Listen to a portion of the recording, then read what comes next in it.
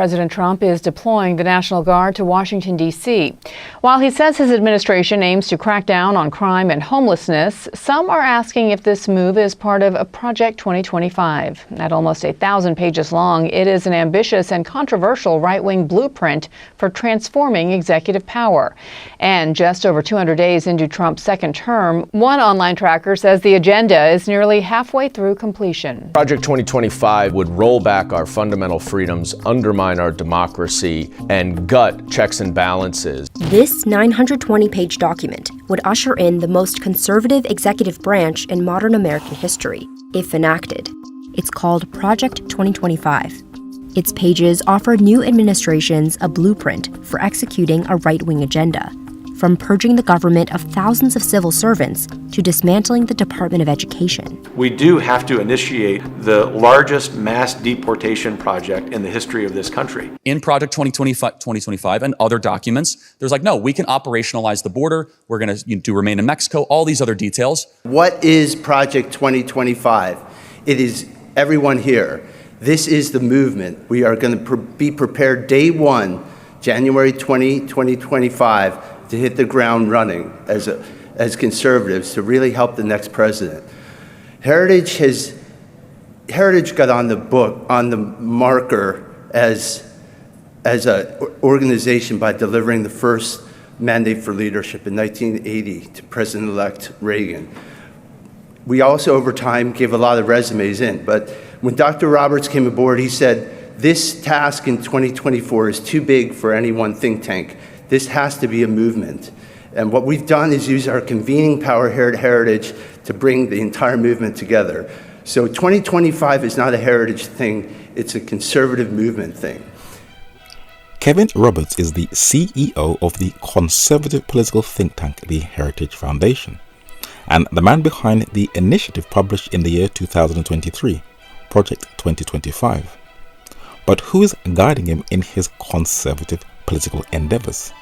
It is the radical Catholic group Opus Dei, as documented in London's Guardian newspaper. So as the narrator always tells people, we know where all roads will eventually lead to. For not only is President Donald Trump fulfilling its mandate that he has cleverly tried to deny, but it was also endorsed by the late conservative activist Charlie Kirk, that he claimed at the Oxford Union he supposedly had little knowledge of.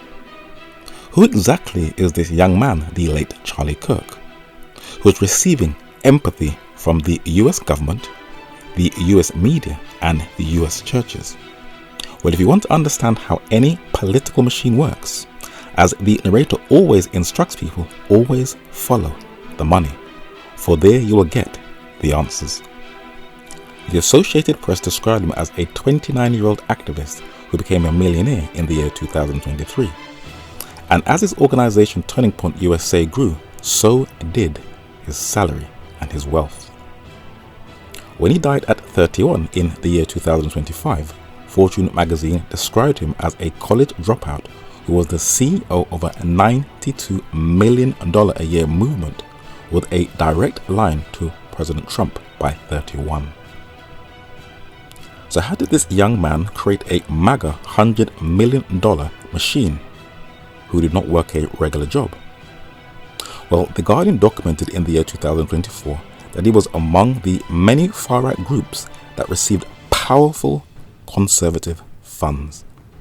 But it was Fox News that gave more detail of the business-related organizations who financially supported Charlie Kirk's Turning Point USA. The Marcus Foundation, founded by the late billionaire Bernie Marcus, donated $2.5 million in 2023. The Ed Uihlein Family Foundation, operated by billionaire Richard and Elizabeth Uihlein, contributed $50,000. The Deason Foundation, founded by billionaire Darwin Deason, contributed $250,000. The Dunn Foundation, founded by the entrepreneur William Dunn, contributed $1 million.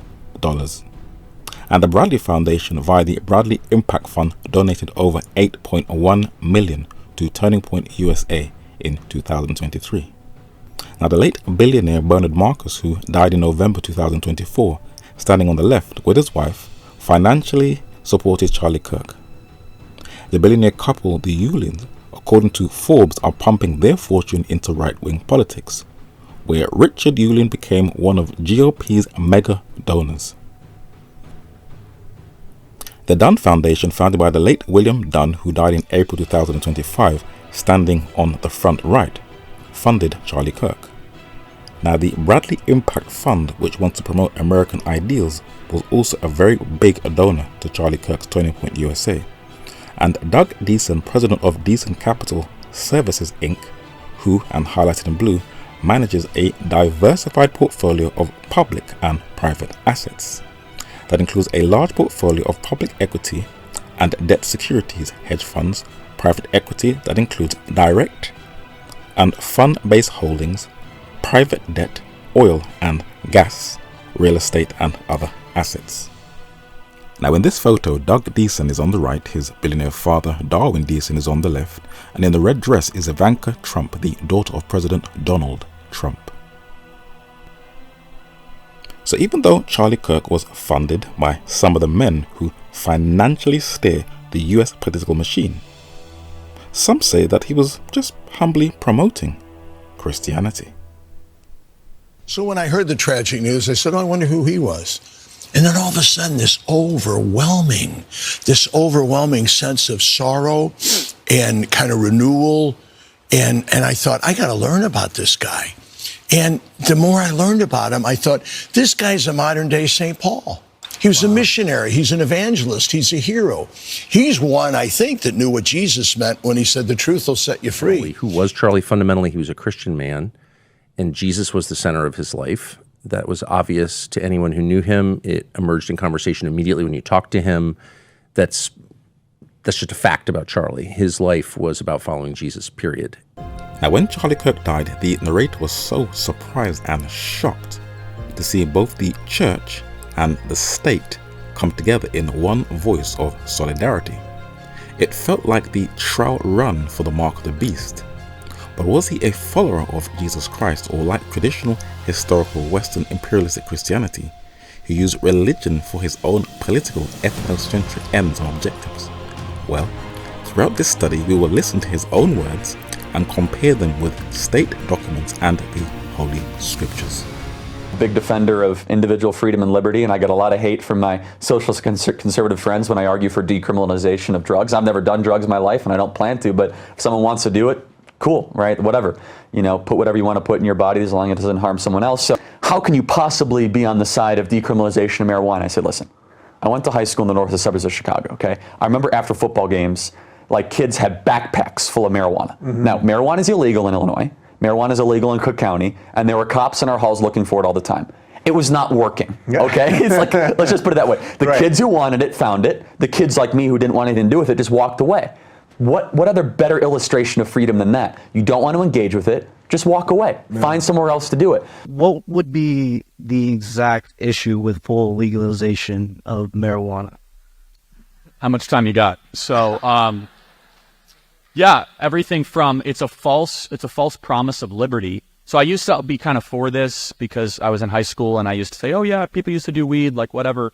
First of all, it makes the places that you live unenjoyable for almost all people. Segue to one final point is what I think is the position that needs to be articulated better is I have no problem if, gay marriage, whatever, like I believe marriage, one man, one woman, that's my own personal position, right? But I'm never going to tell government to have someone live a life. I think it's cool you're married, I think it's great, and you should have all the same tax benefits, adopt children, it's great. Maybe you can educate me. Can you point to me a great power that endorsed same-sex marriage? Not cohabitation, but marriage. Ancient Mesopotamia. As marriage, as recognized. As marriage that exists. Recognized by the state. 100%. And how did that work out for them? It worked out perfectly fine. It was an accepted norm of society. Okay, I still think it's wrong. Now, imagine today how much trouble you would get in if you would go up to somebody and say, stop sinning. You're being too judgmental. No, you're actually being Christ-like. So Jesus stood. He was 100% grace and truth. And that tension is very hard in a modern world because we want to overemphasize grace when in reality Christ loves us too much to have us continue to live in sin. He wants us to try to elevate our actions to glorify God in all that we do. Prime Minister, you have your own memories of Charlie Kirk. Please share them. Well, Harris, before I do that, I have to say that we're just heartbroken. Myself, my wife, my family, my son, actually, on his 2019 visit to Israel, had lunch with him and his wife, Erica. We're shattered first as human beings because a great human being has been taken from us. Was an extraordinary friend. He wrote me a letter on May 2nd this year. He said, one of my greatest joys as a Christian is advocating for Israel and forming alliances to defend Judeo-Christian civilization. That Israel was involved in a little bit of a deception campaign. Totally legitimate. There's nothing wrong with deceiving your enemy. Israel was apparently able to execute some stunning infiltrations, such as smuggling explosives directly into Iran in advance of the strike. Regardless of your opinion of Israel, even if you hate Israel to your core, you have to have remarkable respect for Mossad and their military for what they were able to pull off here. And in some ways, for many people in this audience, and also for those of us that want to see civilization succeed, this is very satisfying to watch. So for Western civilization to continue, let's not share the everlasting gospel to save souls, but let us bomb people around the world into submission. Now when a man is posthumously being praised by another man who has waged merciless wars with his neighbors in the Middle East, with US financial support, and the same man when alive was fully supported by a number of Christian ministries in the United States of America, then something is not quite adding up. In one breath you're talking about Jesus Christ, and in another breath you are glorifying the historical war theater of US foreign policy in Western Asia. Now his staunch defenders say we must separate his faith from his politics. Now, how does that work? In James chapter 3 and verse 10 it says, out of the same mouth proceedeth both blessing, I love Jesus, and cursing, let's go to war. These things ought not so to be. You cannot be double-tongued. In Matthew chapter 22 verses 20 and 21, Jesus is unequivocally clear when they try to trap him, that we give unto God his due, and we give unto Caesar his due, but do not merge politics and religion together. Jesus also tells us that we will be held accountable by the words that we say. In Matthew chapter 12 and verse 37, Jesus says, for by thy words thou shalt be justified, and by thy words thou shalt be condemned. These are the words of the Lord. Never also forget that Proverbs chapter 18 and verse 21 also says that death and life is in the power of the tongue. So how do words affect people in politics and in life? Rand published a study on a political strategy called stochastic terrorism, from words to action. So how does stochastic terrorism work? Well, a broadcaster makes one or more demonizing, dehumanizing, or denigrating statements or utterances about an individual or a group using language, symbolism, and or visual material. These statements or utterances take place in a climate of hostility and exclusion, but do not explicitly call for hatred or violence. Very cleverly done. The broadcaster in question may even explicitly distance themselves from the use of violence and refer to, it's just humor, or claim that, well, it was only meant metaphorically. The relevant messages or utterances are shared and disseminated through either social media and or news media. This does what? Creates interaction between media consumers. In the ensuing discourse, an interpretation is given to the relevant utterances of the broadcaster, whereby the meaning is amplified and or modified in such a way that in individual cases it does constitute explicit excitement or calls for hatred or violence. This is exactly what Charlie Kirk did. And 2 Corinthians chapter 6 and verse 3 tells us that we should be giving no offense in anything, that our ministry be not blamed. The secular world, but sadly not most of the church, could see right through him. And when the narrator would carefully comb through several social media posts, this is how the free-thinking, secular-minded individuals described him. For they could see right through the religious fog. They described his language as hatred disguised as righteousness, Jim Crow in tight jeans, violence disguised as patriotism, elimination rhetoric disguised as political discourse, a professional divisive provocateur who built a career out of demonizing others, loud and proud bigot, turned white vengeance into a brand, power masquerading as faith. If he's going to heaven, then we are all going to heaven. Wow. Cherry-picked stats. Envision society dominated by one racial group. Use cliches to embolden those who have always had power. He wanted his ideology and beliefs to become power and law. So what was his real overall aim and agenda? Strong men built the West and won the wars and built the building that we're in right now. And without strong men, then you all of a sudden see civilization unfold upon itself, and we're seeing that happen in real time. There's a new book out, and I've been reading it over the weekend. Charlie Kirk, Right-Wing Revolution, How to Beat the Woke and Save the West. He's not talking about the Wild West. He's talking about the West as far as USA, Europe, this and that.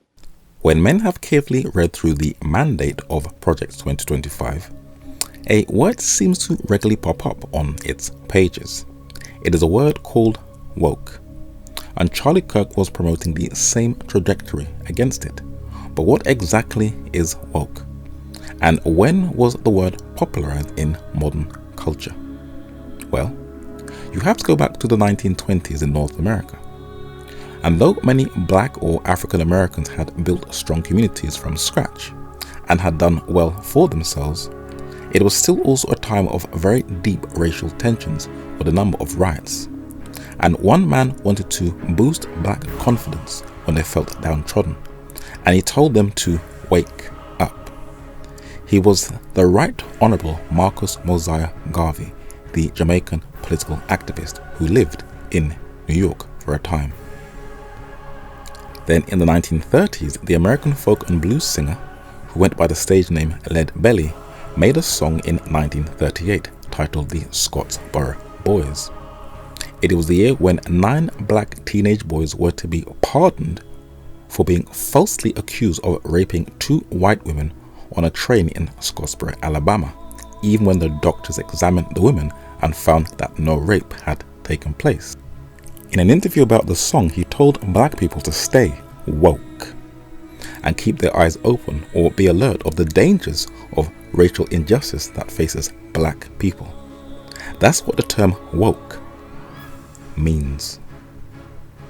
The term was revived in the 1960s in the New York Times, where an article was written that said if you're woke, you dig it. Written by the American novelist and short story writer, the late William Melvin Kelly. So the term woke was coined by the black community in the United States of America to keep them aware on how the US westernized system works against them as blacks. It started off as a word that was popularized and trending in the black community.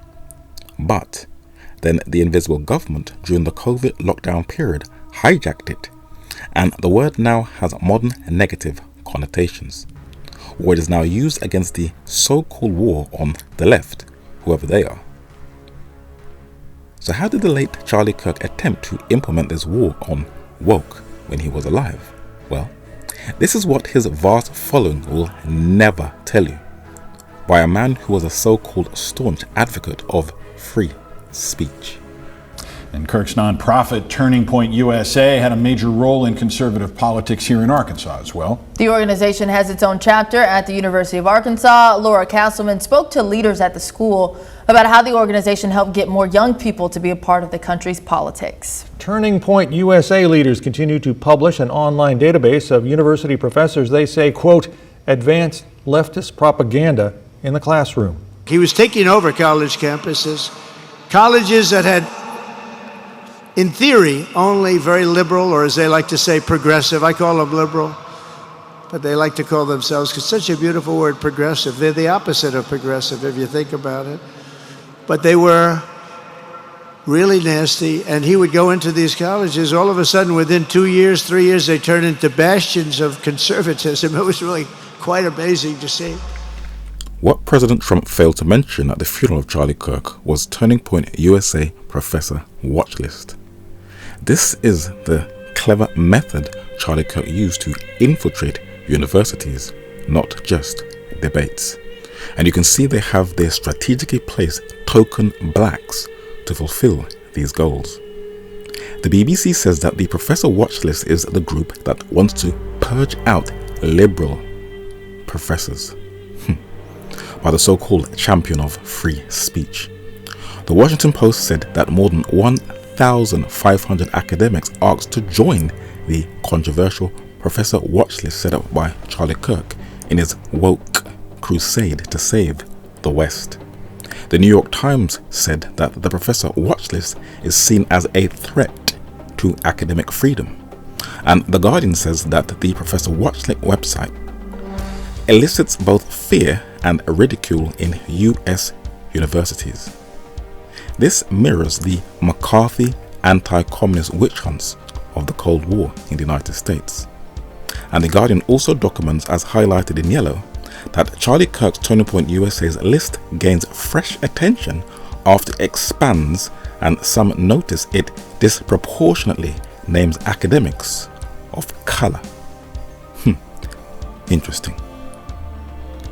Now, President Donald Trump waged a war on US colleges and universities and threatened to remove their funding if they continue to teach what they label as woke or progressive ideas. And this is really annoying students, for they see that it is fueling his authoritarian appetite. But The Guardian is very clear that it was Charlie Kirk who turned the campuses into cultural battlefields. And now that he is gone and completed his work, he was the one who ushered in Trump's assault on universities. Wow. He was also known for not only accumulating a lot of financial sponsors for his work, but for spreading a lot of misinformation. But what exactly is misinformation? Misinformation is false or inaccurate information, getting the facts wrong, according to the American Psychological Association. And disinformation is false information which is deliberately intended to mislead, intentionally misstating the facts. Now, what does God say about misinformation and disinformation? Well, in Exodus chapter 20 and verse 16, the 9th of the 10 Commandments says, "Thou shalt not bear" what? "False witness against thy neighbor." First witness. In Exodus chapter 23 and verse 1, God repeats and says, "Thou shalt not raise a" what? "False report. Put not thine hand with the wicked to be an unrighteous witness." Second witness. And in Proverbs chapter 6 verses 16, 17, 18 and 19, it lists the 6 things that the Lord hates, and 7 are an abomination unto him. And the words underlined are a what? False witness that speaketh lies. Third witness. The Lord repeats it over again. But the last line highlighted in white says, "And he that soweth discord among brethren." Does the late Charlie Kirk qualify? Well, let's see. Is that Charlie Kirk is calling the black community to do better. He actually wants to see the black community thrive. And he has said repeatedly how much he wants to see more black men in the home as fathers. He has said repeatedly to black people on every campus, stop having a victim mentality. Stop believing that you can't achieve the same things a white person can achieve. Stop seeing your race as something that limits you. Can we at least agree that black dads not being around is a bad thing? Anyone's father not being around is a bad thing. No, of course, not but specifically. 75% of black youth are not raised with a father in the home. It's the highest of any group in the country. You're right. Black Americans are in prison far greater than the percentage of the population. So black Americans are about 13 to 14% of the population. Yes, about half of all prisoners are black. Exactly. So blacks commit more crimes than whites do. They commit more murders. They commit more arsons. They commit more kidnappings. For example, blacks are 13% of the population and they commit 58% of all the murders. Now, when the young black female student challenged the late Charlie Kirk's position that a lack of fathers for any community is damaging, as her response did not fit his Make America Great Again narrative and agenda, he went into a Ben Shapiro moment by talking extremely fast, raising his pitch to satisfy his deeply ingrained anti-black worldview. Let's unpack what he said. The United States of America has a history of glorifying and rewarding crime, from its war films and the Godfather series, where organized crime and its trail of bodies is rewarded and praised. And Charlie Kirk, in his cherry picking of facts, totally sidestepped and overlooked the history of mass shootings in the United States of America. As the Trump administration is not too fond of data, statistics, and facts, let us look at the evidence. Sky News asks, why are white men carrying out more mass shootings who have fathers and mothers in the homes? Statista compiled data of the number of mass shootings in the United States between 1982 and August 2025. And if you look at the chart at the bottom, 84% of these shootings are committed by white males. Statista also did a study of the number of arrests for property crimes in the United States in the year 2023.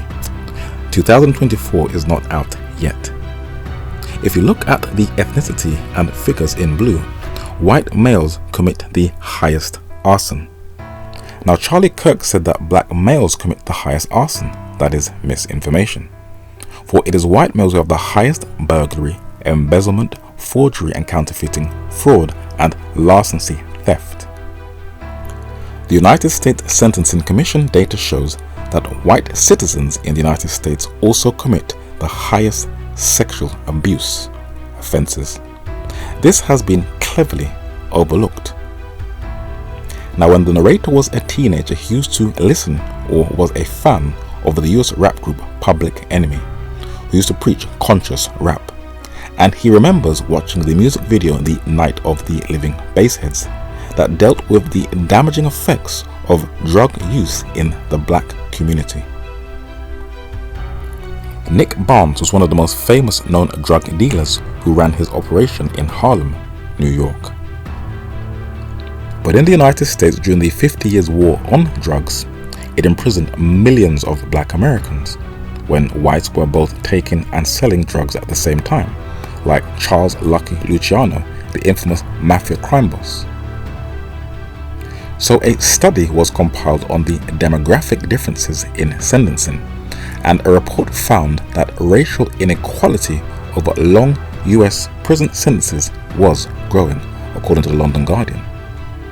Courts in more Republican-leaning counties sentence black individuals to longer prison terms than white individuals, according to a study by the London School of Economics.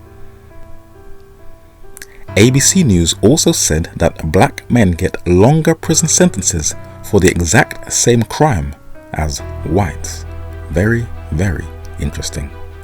Vox News, the third witness, also confirms the exact same conclusion.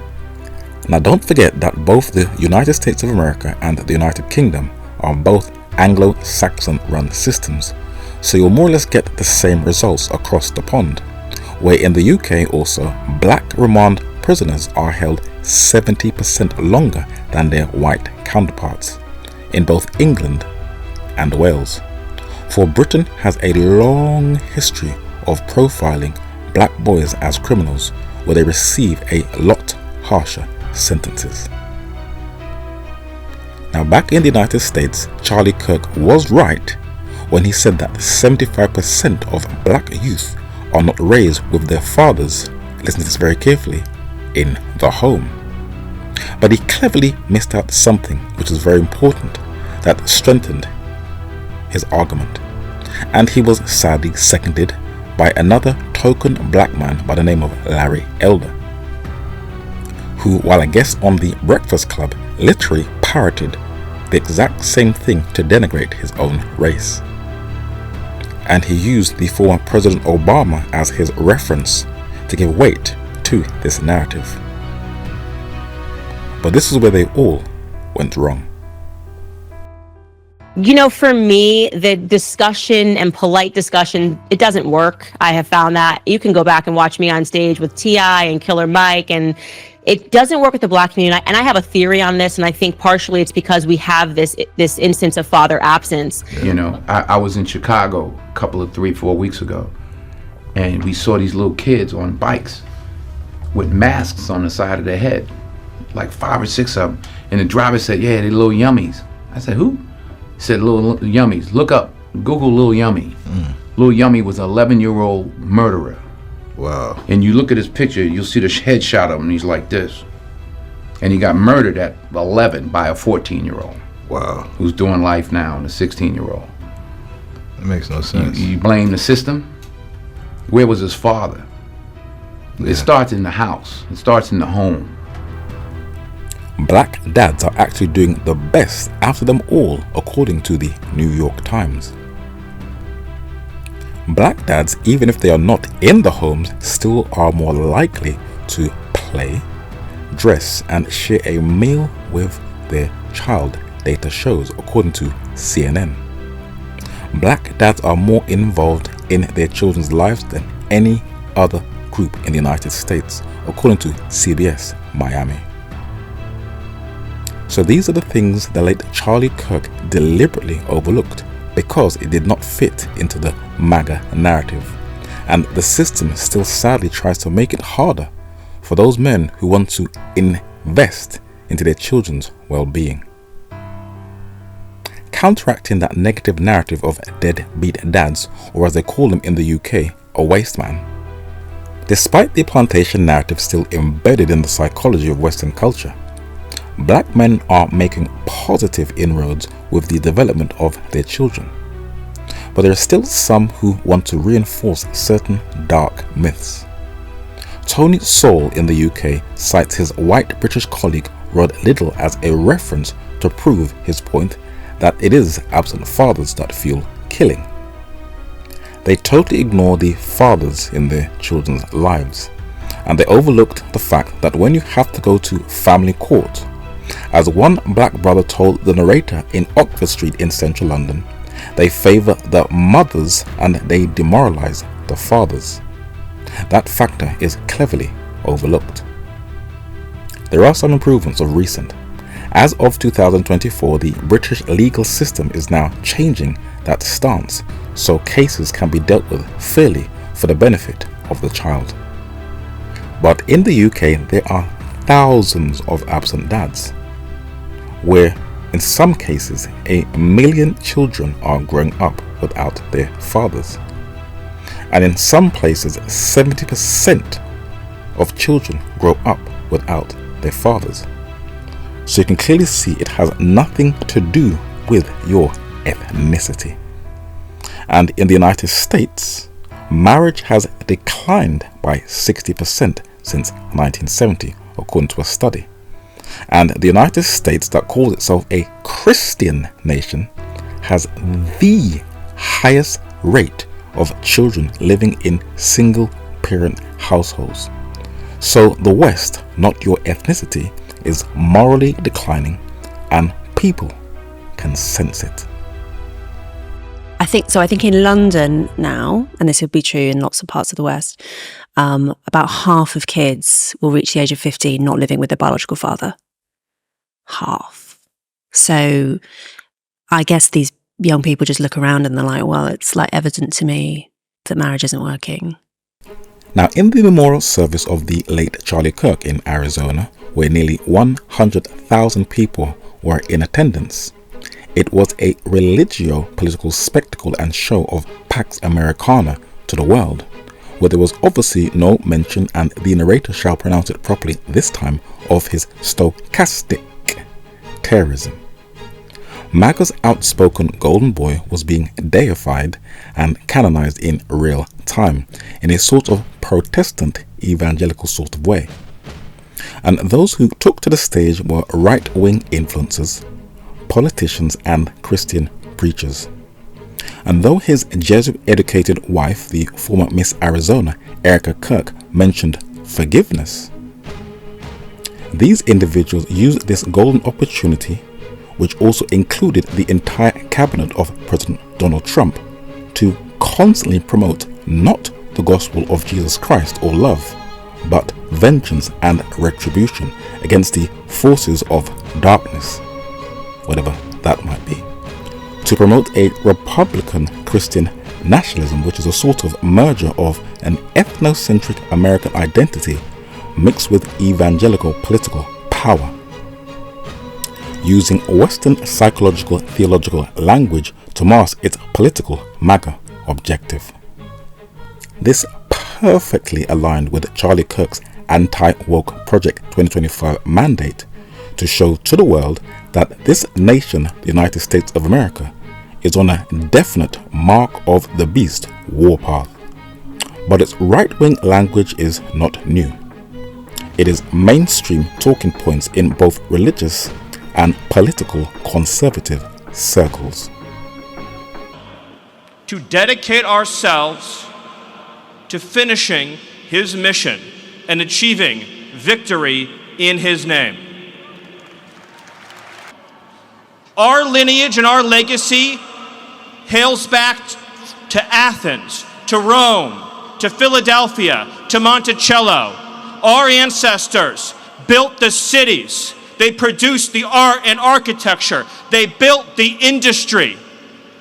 Erica stands on the shoulders of thousands of years of warriors, of women who raised up families, raised up city, raised up industry, raised up civilization, who pulled us out of the caves and the darkness into the light. The light will defeat the dark. We're a nation of settlers, explorers, pioneers, born on the ocean waters that carried the first ships to our shores and forged in the crucible of a wild frontier. Our people tamed a continent, built a civilization from the wilderness, and wrote our nation's name into history. We Americans are the sons and daughters of the Christian pilgrims that poured out from Europe's shores to baptize a new world in their ancient faith. We've had the incredible privilege of living in this land, and I don't care what people say or how often they say it. This country is rooted, grounded, and shaped by biblical Christianity.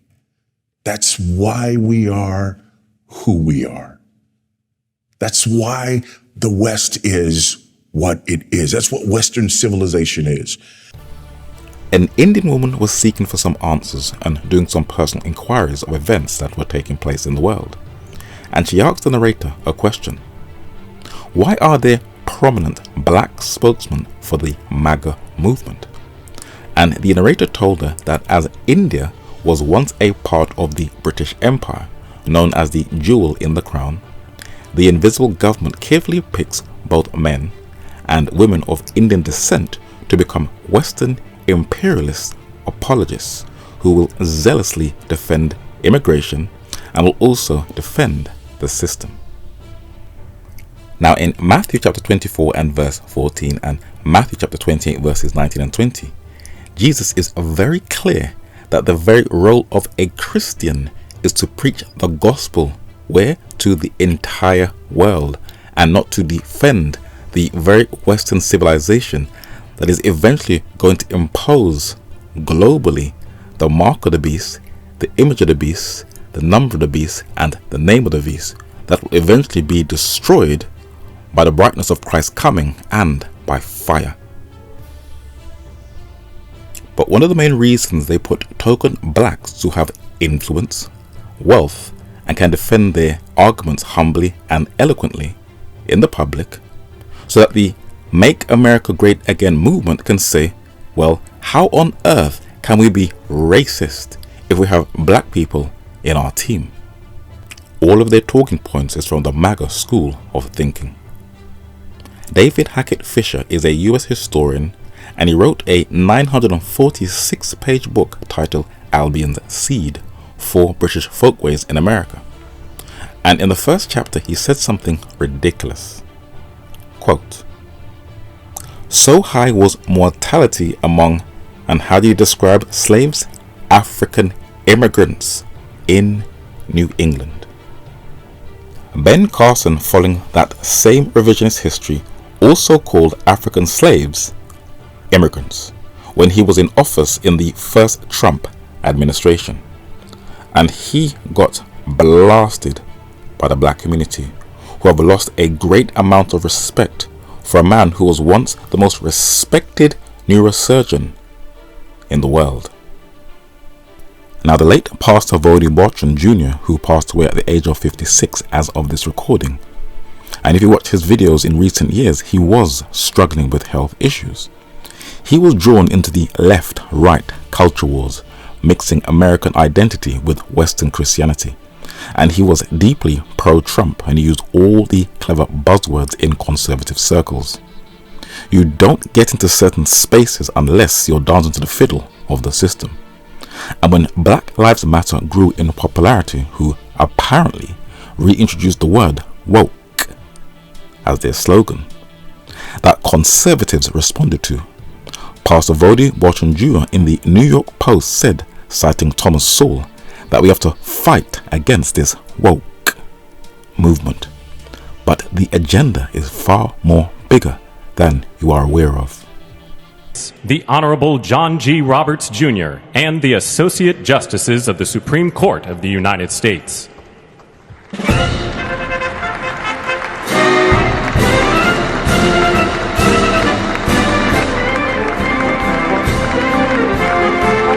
Leonard Leo is the Executive Vice President of the Federalist Society. That's a group of conservative lawyers who want judges to interpret the law as it was written. He advises President Trump on judicial nominations and spoke to the president yesterday following the announcement of Justice Kennedy's retirement.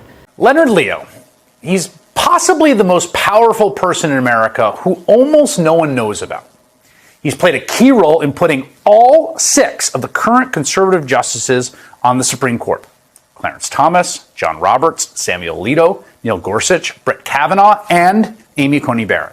I just want to make sure that our viewers understand what a significant person you are. You've been described by some as the most powerful recruiter in the world, the conservative pipeline to the Supreme Court. Last August, conservative activist Leonard Leo received the largest political donation of all time, $1.6 billion.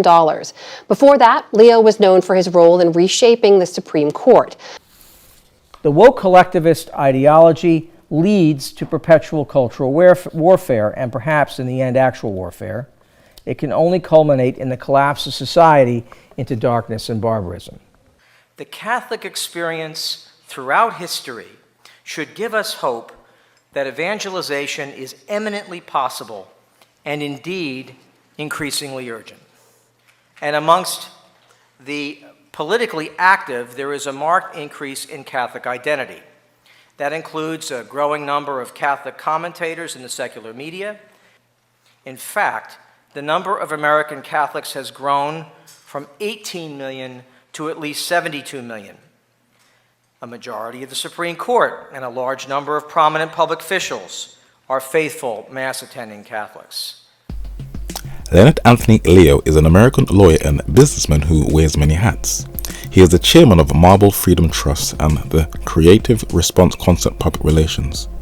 He is on the board of the National Catholic Prayer Breakfast, the Catholic Association, the Becket Law Fund, and the Federalist Society. His very close friend and fellow Catholic comrade, Justice Clarence Thomas, has called him the third most powerful man in the world behind the Pope and the President of the United States. Though the two most powerful men of the PayPal mafia, billionaires Elon Musk and Peter Thiel, are the most talked about people of influence, this ultra right-wing Catholic wields a lot more influence than either one of them. Like Charlie Kirk, at the Oxford Union he told students he wants to stop the spread of woke in universities, and he told the Catholic Information Center that Catholics in influential positions are making these changes.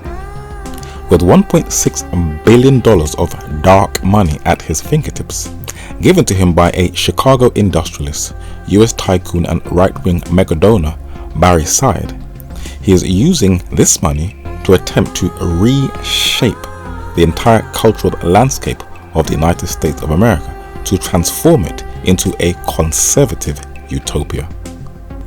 But while he wants to use this money to bring back the good old days, using this money from a kind of trust fund that helped to bankroll President Donald Trump back into office for the second term, in one voice he is talking about Jesus, but in another voice, just as Jesus dealt with the money changers in the temple, people are realizing he is not about Jesus Christ at all, but for lining his pockets, where investigators are realizing this so-called moral voice is not really promoting the kingdom of heaven, but the wealth of the kingdoms of this world.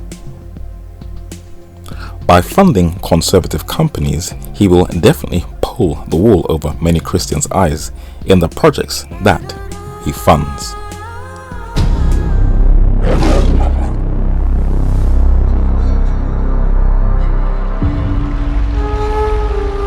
Can one stone change the course of history?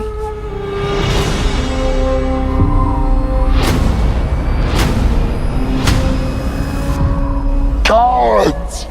Send me your champion! Goliath! Can one act of defiance create the legend? Now, the 2025 TV series The House of David is about the life of the prophet, king, psalmist and patriarch David, the second king of Israel. It amazingly hit the #1 spot on Amazon Prime, but according to the Telegraph newspaper, it was Leonard Leo who pumped the millions into this project to bring the project alive. But what is his real overall aim, and how powerful is he? Well, he has helped to build a nationwide infrastructure of lawyers, judges and business leaders, according to the Catholic University of America website.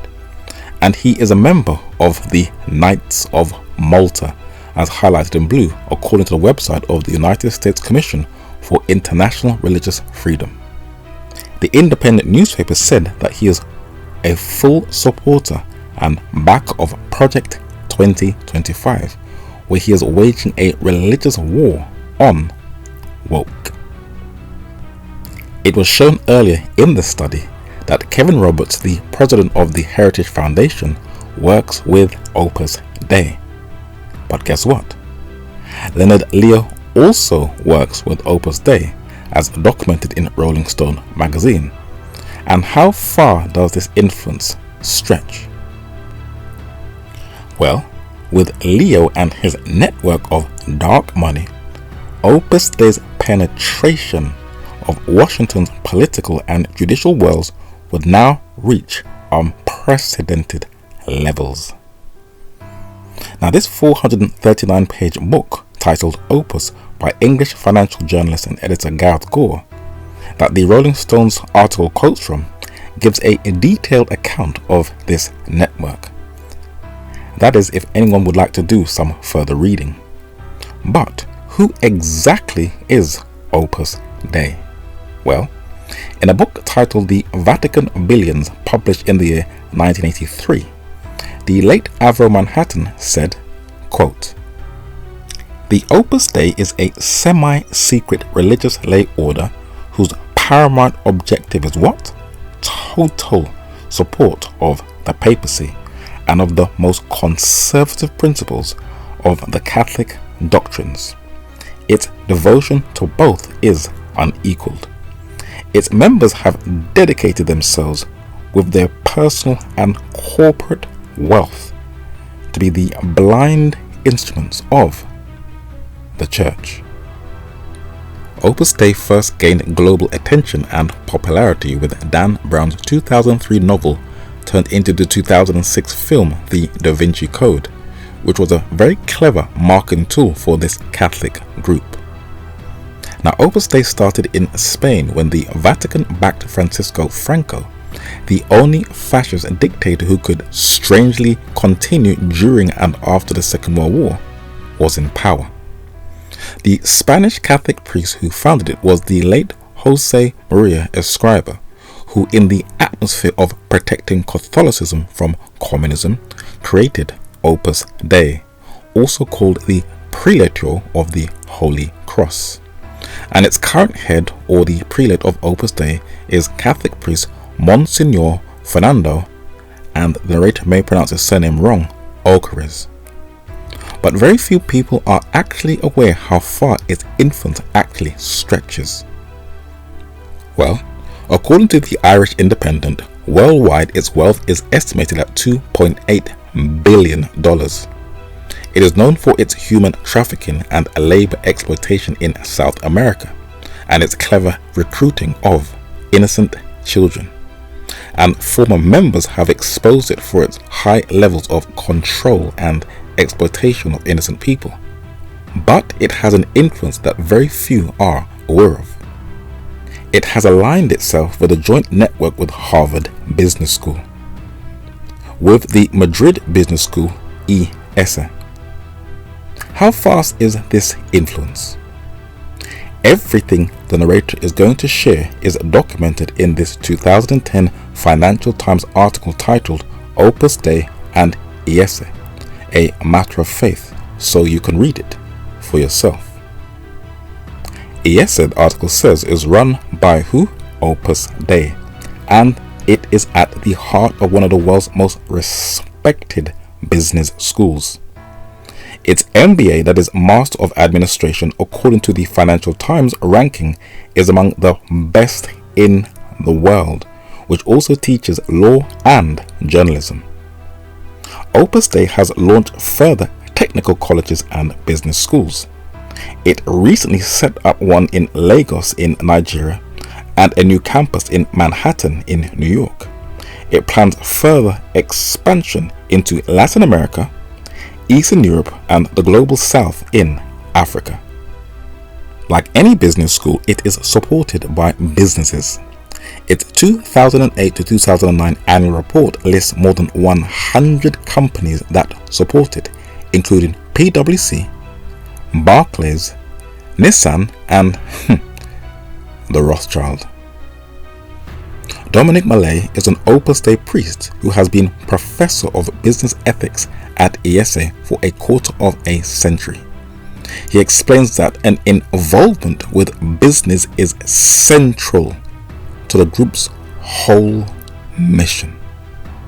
So this is the influence of Opus Dei, where not her critics, but she openly says she wants to hold a level of influence in the business world, but also into the halls of Washington, D.C., where this little-known conservative Leonard Leo has helped shape the judicial system of the United States of America, where these hardline right-wingers have been able to give the president more power by giving him presidential immunity.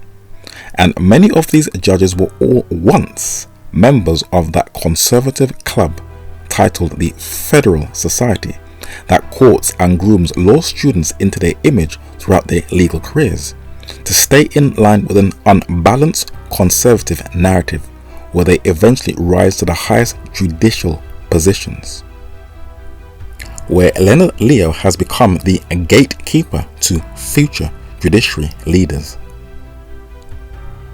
But like Leonard Leo, While they pass laws and make the rules, they don't actually apply it to themselves. But just as Leonard Leo has been able to engineer these Catholic judges to influence policy and change in the United States of America, the late Charlie Kirk did the same thing at a grassroots level. Hey everybody, JD Vance here, live from my office in the White House complex and filling in for somebody who cannot be filled in for, but I'm going to try to do my best, my dear friend, the great Charlie Kirk. The thing is, every single person in this building, we owe something to Charlie. He was a joyful warrior for our country. He loved America. He devoted himself tirelessly to making our country a better place. He was a critical part of getting Donald Trump elected as president, getting me elected as vice president. And so much of our success over the last 7 months is due to his efforts, his staffing, his support, and his friendship. And it was Charlie who was among the first to speak to me about a man from Ohio by the name of J.D. Vance. Have you ever heard of him? He's doing a good job. I'm John Yep, president of Catholics for Catholics. I know there are a lot of testimonies out there about the great Charlie Kirk, but I thought it important to share mine. I was blessed to have some privileged interactions with Charlie about his faith that I know now weren't just meant for me, but for the world. And so here's my final salute to my friend and brother in arms. Yes, we worked together.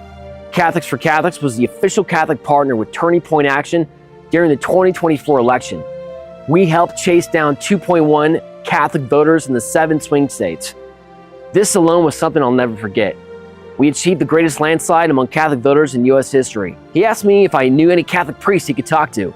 A couple of weeks later, he was sitting in the office of a dear priest friend. The relationship between that priest and the Kirk family became very close. It became a source of great strength for them during these last tragic days. And I mean, like, I love Catholics. You know, as people know, I'm very close to even my local Catholic priest, Father Klein, great guy. My wife was baptized Catholic, but I have some big disagreements with Catholicism. And the first of which would be Mariology. But let me first say, I think we as Protestant evangelicals under-venerate Mary. She was very important. She was a vessel for our Lord and Savior. I think that we as evangelicals and Protestants, we've overcorrected. We don't talk about Mary enough. We don't venerate her enough. Mary was clearly important to early Christians. There's something there. In fact, I believe one of the ways that we fix toxic feminism in America is Mary is the solution. Okay, well, the first American Pope. Keep talking, John. He seems to be, some people say he's a centrist, blending progressivism with traditional doctrine. Born in Chicago, so I have that in common. Admirers of Charlie Kirk have been suggesting that his assassination will galvanise throngs of people to become more engaged in evangelical and Catholic churches. Evocations of Kirk-inspired religious fervour surfaced almost immediately after his death. When the narrator tells people that all roads will lead to Rome, the papacy has skillfully re-engineered her global image and has groomed those in the entertainment world to expand her cause that will make your average person who are obsessed with celebrities to put down their guard. A little comedy at the Vatican this week, where more than 100 comedians from around the world were invited by Pope Francis himself. Our pal Jimmy Fallon, Stephen Colbert, Chris Rock, Julia Louis-Dreyfus among the Americans there on Friday. The Pope telling the group, quote, "You managed to make people smile even while dealing with problems and events large and small." On September 13th, stream the historic concert celebration live from Vatican City with Pharrell Williams and Voices of Fire, Andrea Bocelli, Karol G, and John Legend. Grace for the World. To stand here in this holy place with my fellow artists, world leaders, and all of you beautiful souls, my humblest and sincerest thanks. First and foremost, I want to sincerely thank His Holiness Pope Leo for opening the doors to this sacred place to us all and reminding us that true compassion and grace begin with fraternity, seeing one another as brothers and sisters, and fellow human beings and fellow siblings. American musician Pharrell Williams has been credited as one of the most influential producers in popular modern music. His fashion, brand and style is definitely leaning people into the rainbow community. His performance at the Disney Plus and Hulu streamed Grace for the World concert that also included other celebrities in Vatican City for the Third World Meeting on Human Fraternity and the celebration of the 2025 Jubilee year for so-called world peace was not the first time that he performed for the papacy. With the reopening of Notre Dame Cathedral in Paris, France in the year 2024, another papal celebrity invitee festival, Pharrell Williams and other musicians performed his chart-topping hit, Happy. So you can get an impression on how vast the papacy's influence is. But why is this modern generation so sucked into celebrity worship? Do they even know what these individuals stand for?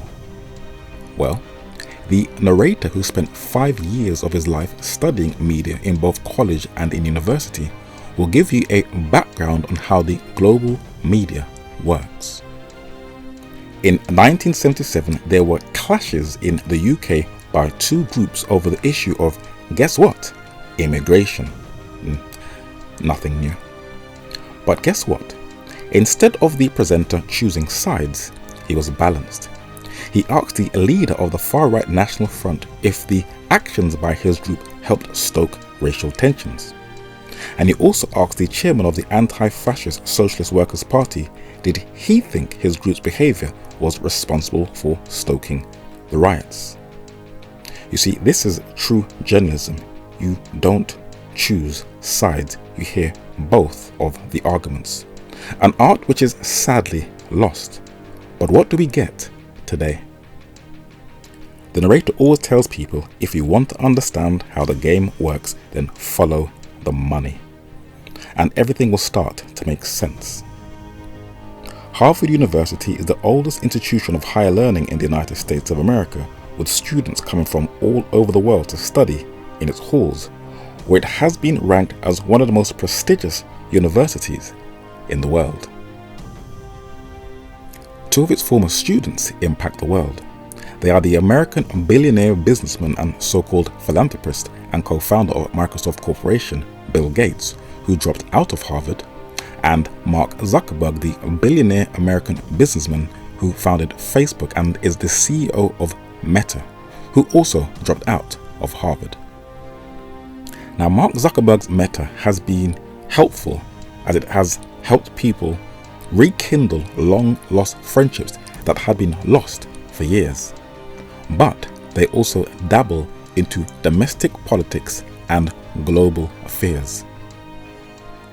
Meta has been instrumental in winning the first Trump presidency to help him gain the power of the commander-in-chief of the United States. Not only does its algorithms manipulate its users' emotions, which was a very clever experiment on the psychology of human behavior, which critics observe breach ethical guidelines, but it stoked conflicts that led to protests in Colombia, and it also helped recruit rebels in Colombia also. It has also been accused of stoking the conflict in Ethiopia also. So its influence is downplayed but very broad globally. Now, Bill Gates' influence is a bit more vast and very cleverly controlled. Through his Gates Foundation, he can control how the media is marketed to the public, manipulating how you view the world. And these are the companies he bankrolls: Al Jazeera Media Network, NBC Universal Media LLC, NPR, that is National Public Radio Inc., and CNN.com. Now, in the UK, the BBC confirms that one of its funders is the Bill and Melinda Gates Foundation. The Independent newspaper receives funding from them. The Telegraph newspaper Media Group Holdings Limited, the Financial Times, And the London Guardian also receives funding from the Bill and Melinda Gates Foundation, as confirmed from both of their websites. But the Guardian also receives funding from other sources. Now, George Soros is a Hungarian-American billionaire who finances many different causes. And every time the narrator looks at his eyes, it reminds him of a creature he used to watch as a child. But with his Open Society Foundation, he also bankrolls The Guardian, as they also confirm from their own site. So everything is open to the public to see. Now, the government also closely studies and targets influencers in social media. And if they realize you can be brought, they will wean you in, such as these TikTokers who are with the former US President Joe Biden seated in the center.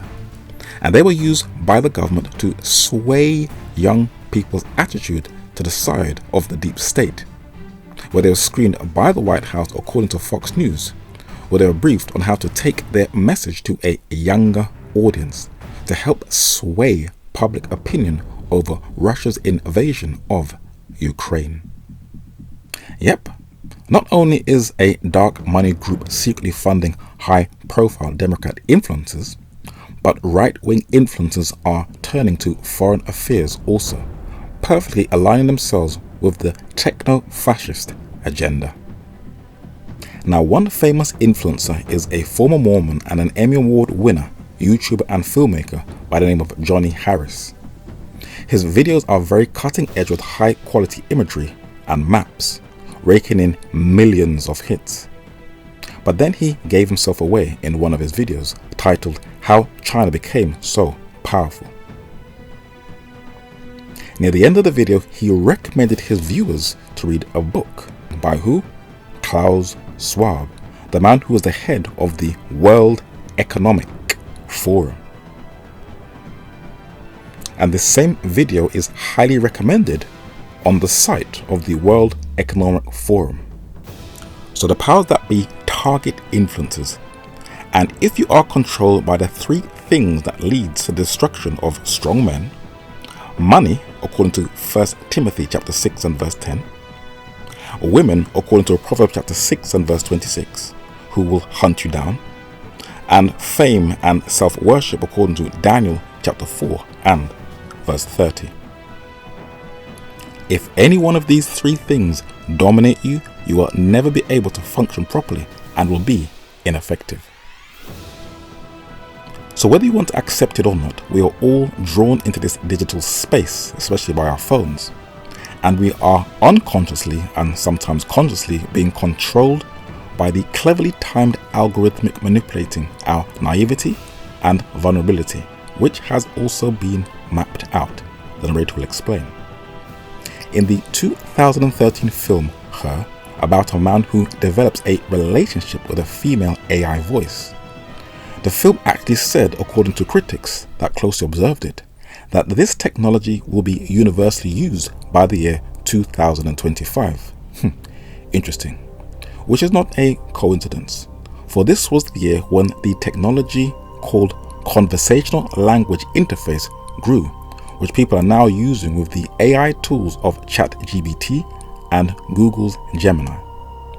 And the narrator discovered the reason people, both in the church and in the world, can be sucked into an event without doing any background research on the topic. Look how the media works. In the summer of 2025, a horror film was released called Weapons, which some of its apologists said it was all about trauma. Yeah, right. It revolved around a parasitic witch called Gladys, who uses spells on people and uses these same people as weapons, where she drains their life force of those under her spell so she can remain younger and stay in control. She takes an item of yours, kind of like Obio or voodoo, and then she rings a bell, and then you turn into her weapon and attack people unaware that you are under a spell. Most of the film revolves around a young boy where she had his parents under a spell, but she wanted more energy and power. So she made him take the labels of all of his classmates. She tore them up, made a potion, she rang a bell, And at 2:17 a.m. in the morning, 17 children in that young boy's class just ran out of their homes into the middle of the night like they were in a trance into the basement of this home. And nobody could explain how these children just left. Now near the end of the film, the young boy broke the witch's spell, and those 17 children ran out of the basement and ran after that witch for keeping them in a trance and a spell.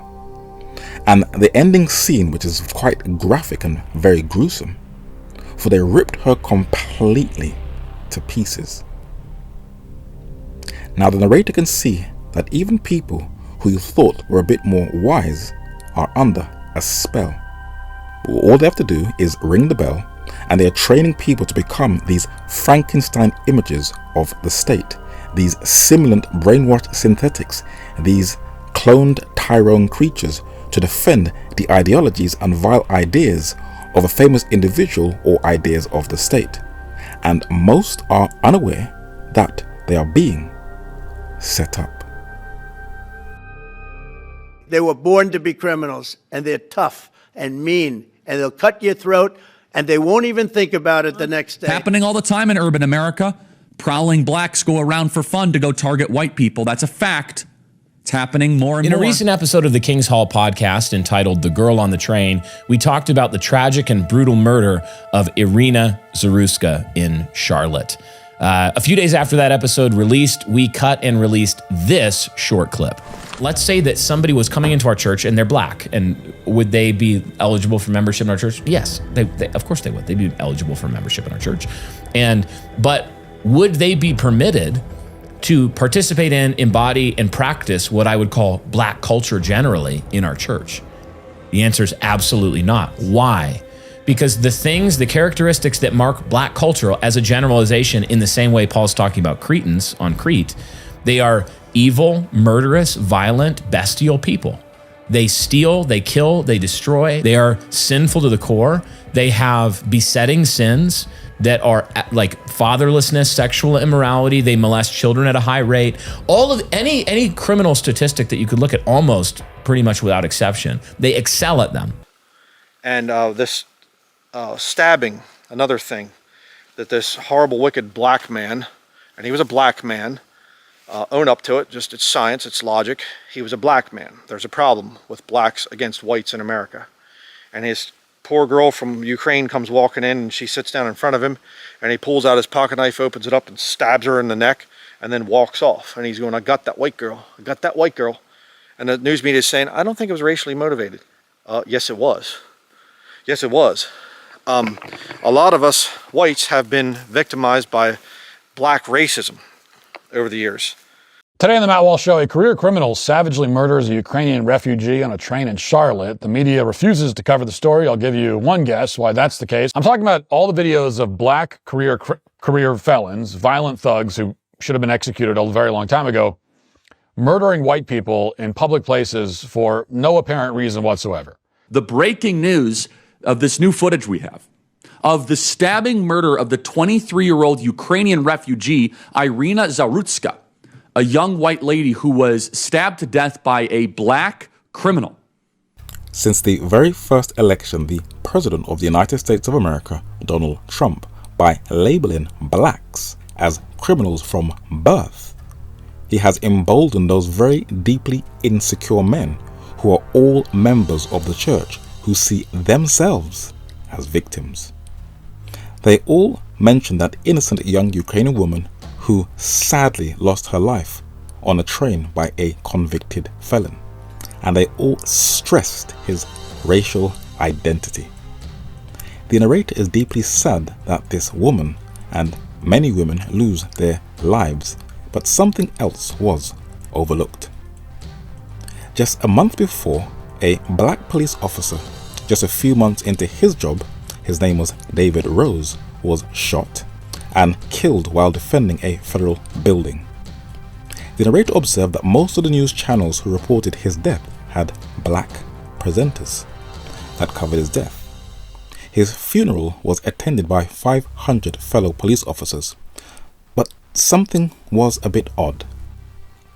There was no outcry. President Trump said nothing in public about this murder. No condolences to the family by a man protecting a CDC building who left behind 2 children and a third on the way. There was no presidential medal or congressional moment of silence or a lowered flag at the White House.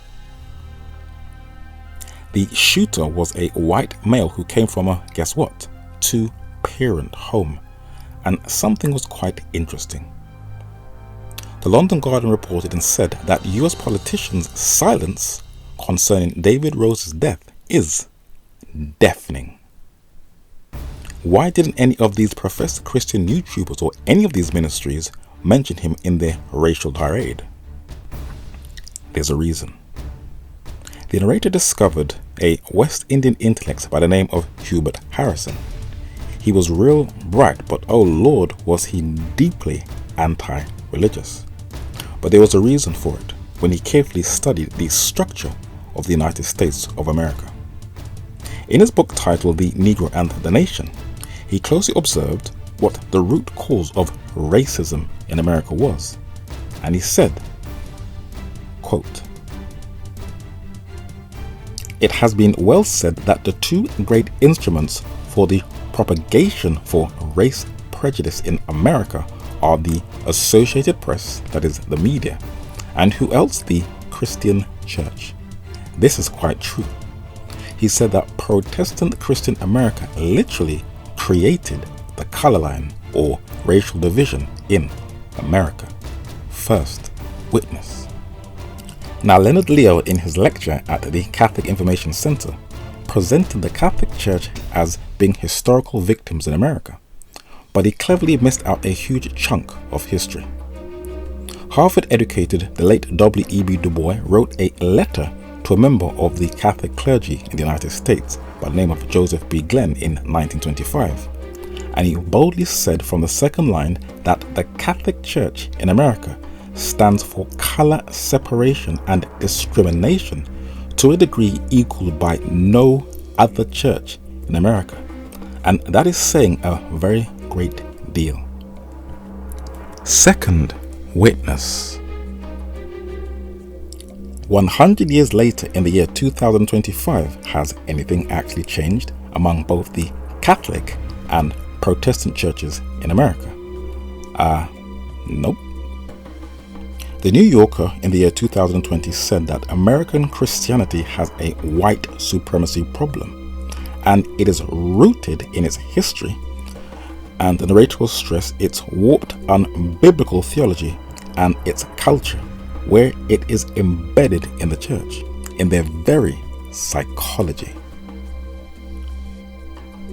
NBC News said racism is far higher among white Christians than it is among non-believers. The legacy of this unholy union, as highlighted in blue, still lives in what? The DNA of white Christianity today. And not just among white evangelicals in the South, but also among the Catholic Church. They're both the same.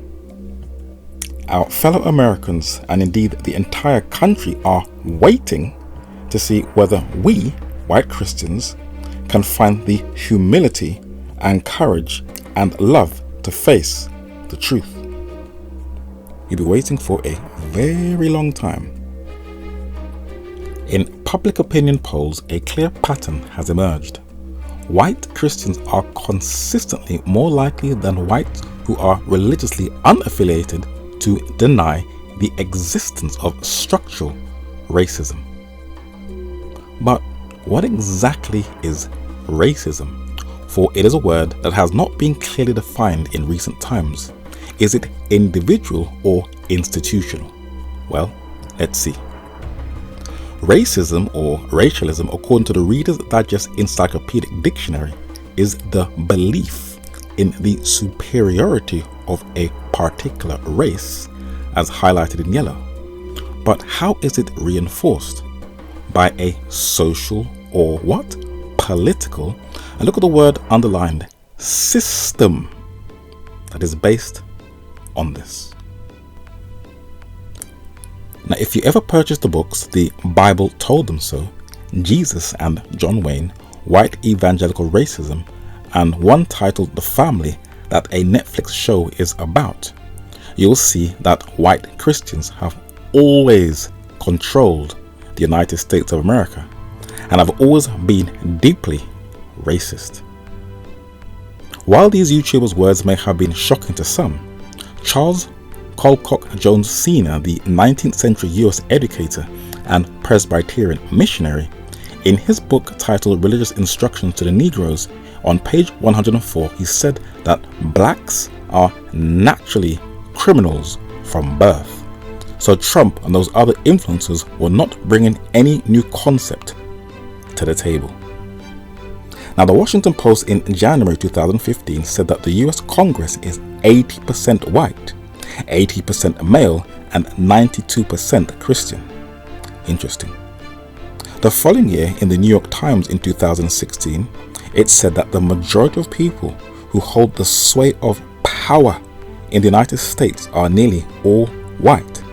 Then in 2020, the New York Times confirmed that 80% of those in power are, guess what, white. And if there are individuals who feel that system will be threatened, then they will speak out boldly.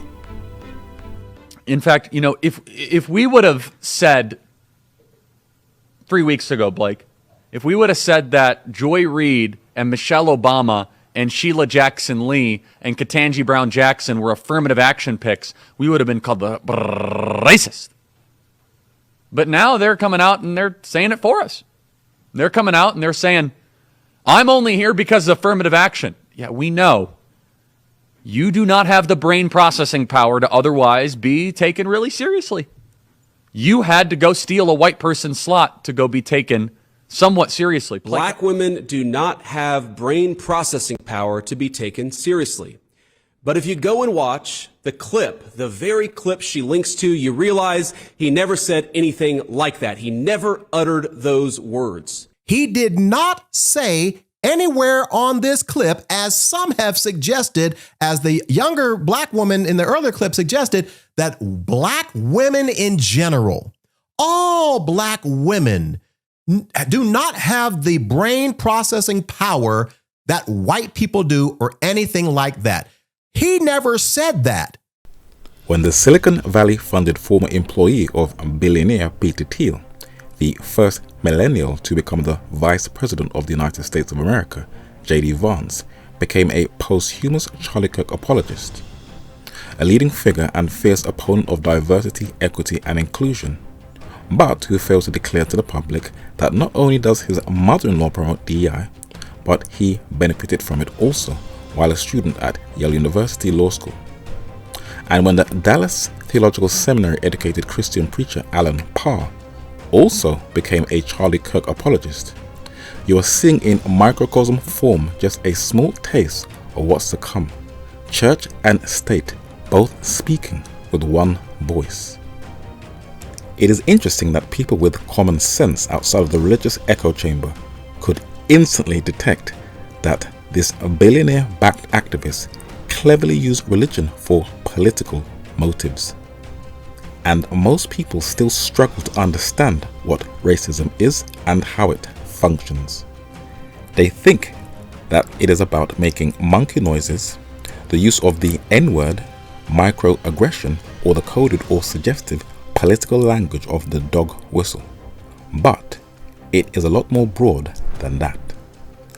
Racism is a deeply embedded historical system of institutional power and control backed by legal authority that shapes our worldview daily, and its ideas are reinforced in advertising, films, textbooks, fashion, video games, politics, religion, education, facial recognition, algorithms, and in artificial intelligence, better known as AI.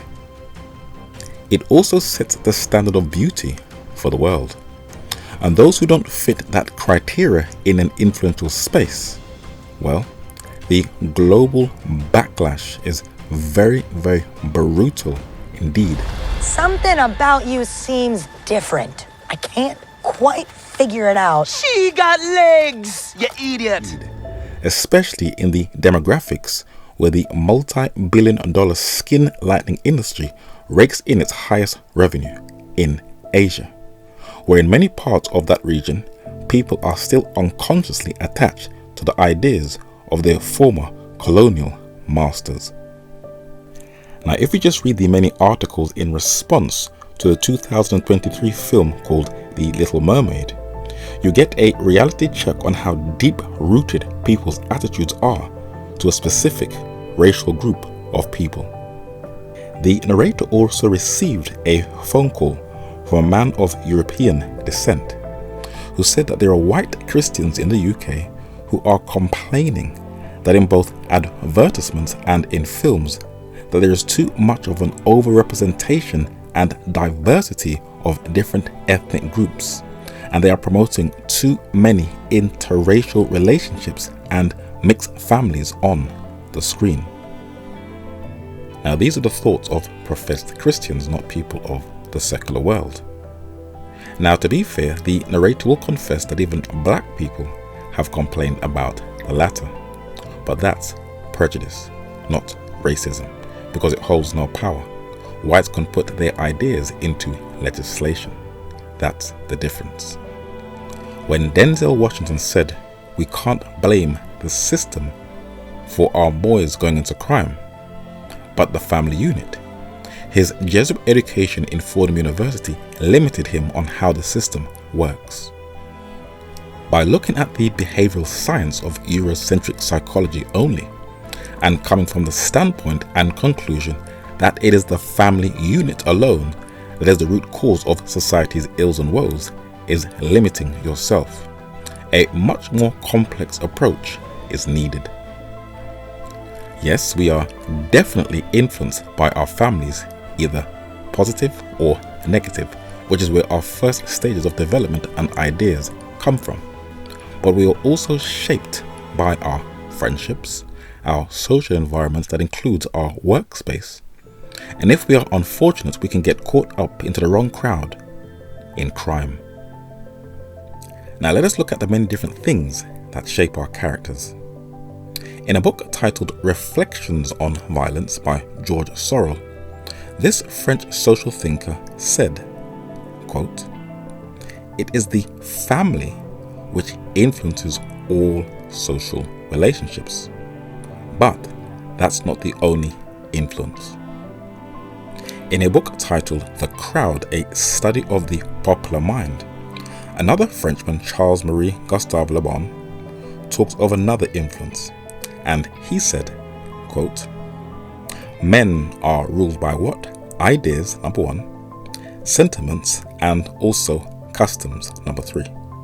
Matters which are the essence of ourselves.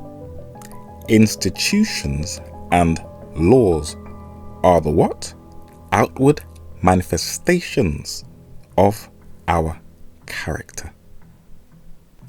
And adding on to the words of that French writer, the West Indian American writer Hubert Harrison said, quote, "The order in which human relations are established are what? Listen. Economic, social, political, and civic." So it's not just the family. But there has been an ongoing battle in both the secular academic world and within the Western theological seminary world to divert people's minds away from looking at the function of a corporate, structural, and institutional system. It is a word coined in the 1830s by Owenite utopian socialists. It is called individualism, where the state takes no responsibility, for it is all the individual's fault. Now, according to Virtue's English Dictionary, the encyclopedic edition, individualism is a system or condition in which each individual works for his own ends in either social, political, or religious matters. Now, finding works or books that cover the concept of individualism is no easy task. but the narrator did stumble across two publications that briefly touch on it. One is from a Pan-Africanist perspective, and another from a very well-balanced academic perspective. The late Amos Nelson Wilson was an American psychologist and lecturer who was literally the embodiment of the true meaning of the word woke, for he specialized in behavioral science and its effect on black people. And in his book titled The Falsification of African Consciousness, Eurocentric History, Psychiatry and the Politics of White Supremacy, he said in a lecture, quote, "One of the ideologies, there are a number, but we will look at just one today, that is projected to maintain European dominance is the ideology of what? Individualism. First, witness." Now, Aaron Griffith is a US professor, and he was closely analyzing US evangelicals and their influence on the judicial and prison system in the United States of America. And he documented their influence in his first book titled God's Law and Order, The Politics of Punishment in Evangelical America. And he came across two influential preachers, the infamous People's President Confidant, the late Billy Graham, and another preacher, the late David Wilkinson. They both promoted individualism, and he documented that these men and others would overlook segregation and something that still damages and haunts the black community in the United States of America to this very day, redlining, a policy in America that discriminates in housing, and how banks would deny loans to people of color so that they couldn't uplift themselves. The modern day evangelical preachers today, just like the socialists of the 19th century, blamed individualism, not the system. And Aaron Griffith said, quote, "An individualistic anthropology flowed from the way evangelists framed their message about the Christian gospel. Individuals were the primary agents of God's salvation, not structures or institutions. The heart, not redlined neighborhoods or segregated school systems. Individual conversion of souls was the only true answer, not environmental change." Billy Graham, when promoting the idea of individualism, said that our great problem today is not what? Social. Our problem is man himself. David Wilkinson said you can't blame parents or your what? Environment, or use any pathetic excuses of psychiatrists. You must feel the guilt, admit you are in darkness and that you are condemned and unable to save yourself. Second, witness. Another proponent of individualism is Jordan Peterson, the Canadian psychiatrist, author and media commentator. He cleverly tries to downplay the effect of the corporate, structural and institutional system, and he documents his ideas in his book, which is 490 pages long. It is called 12 Rules for Life.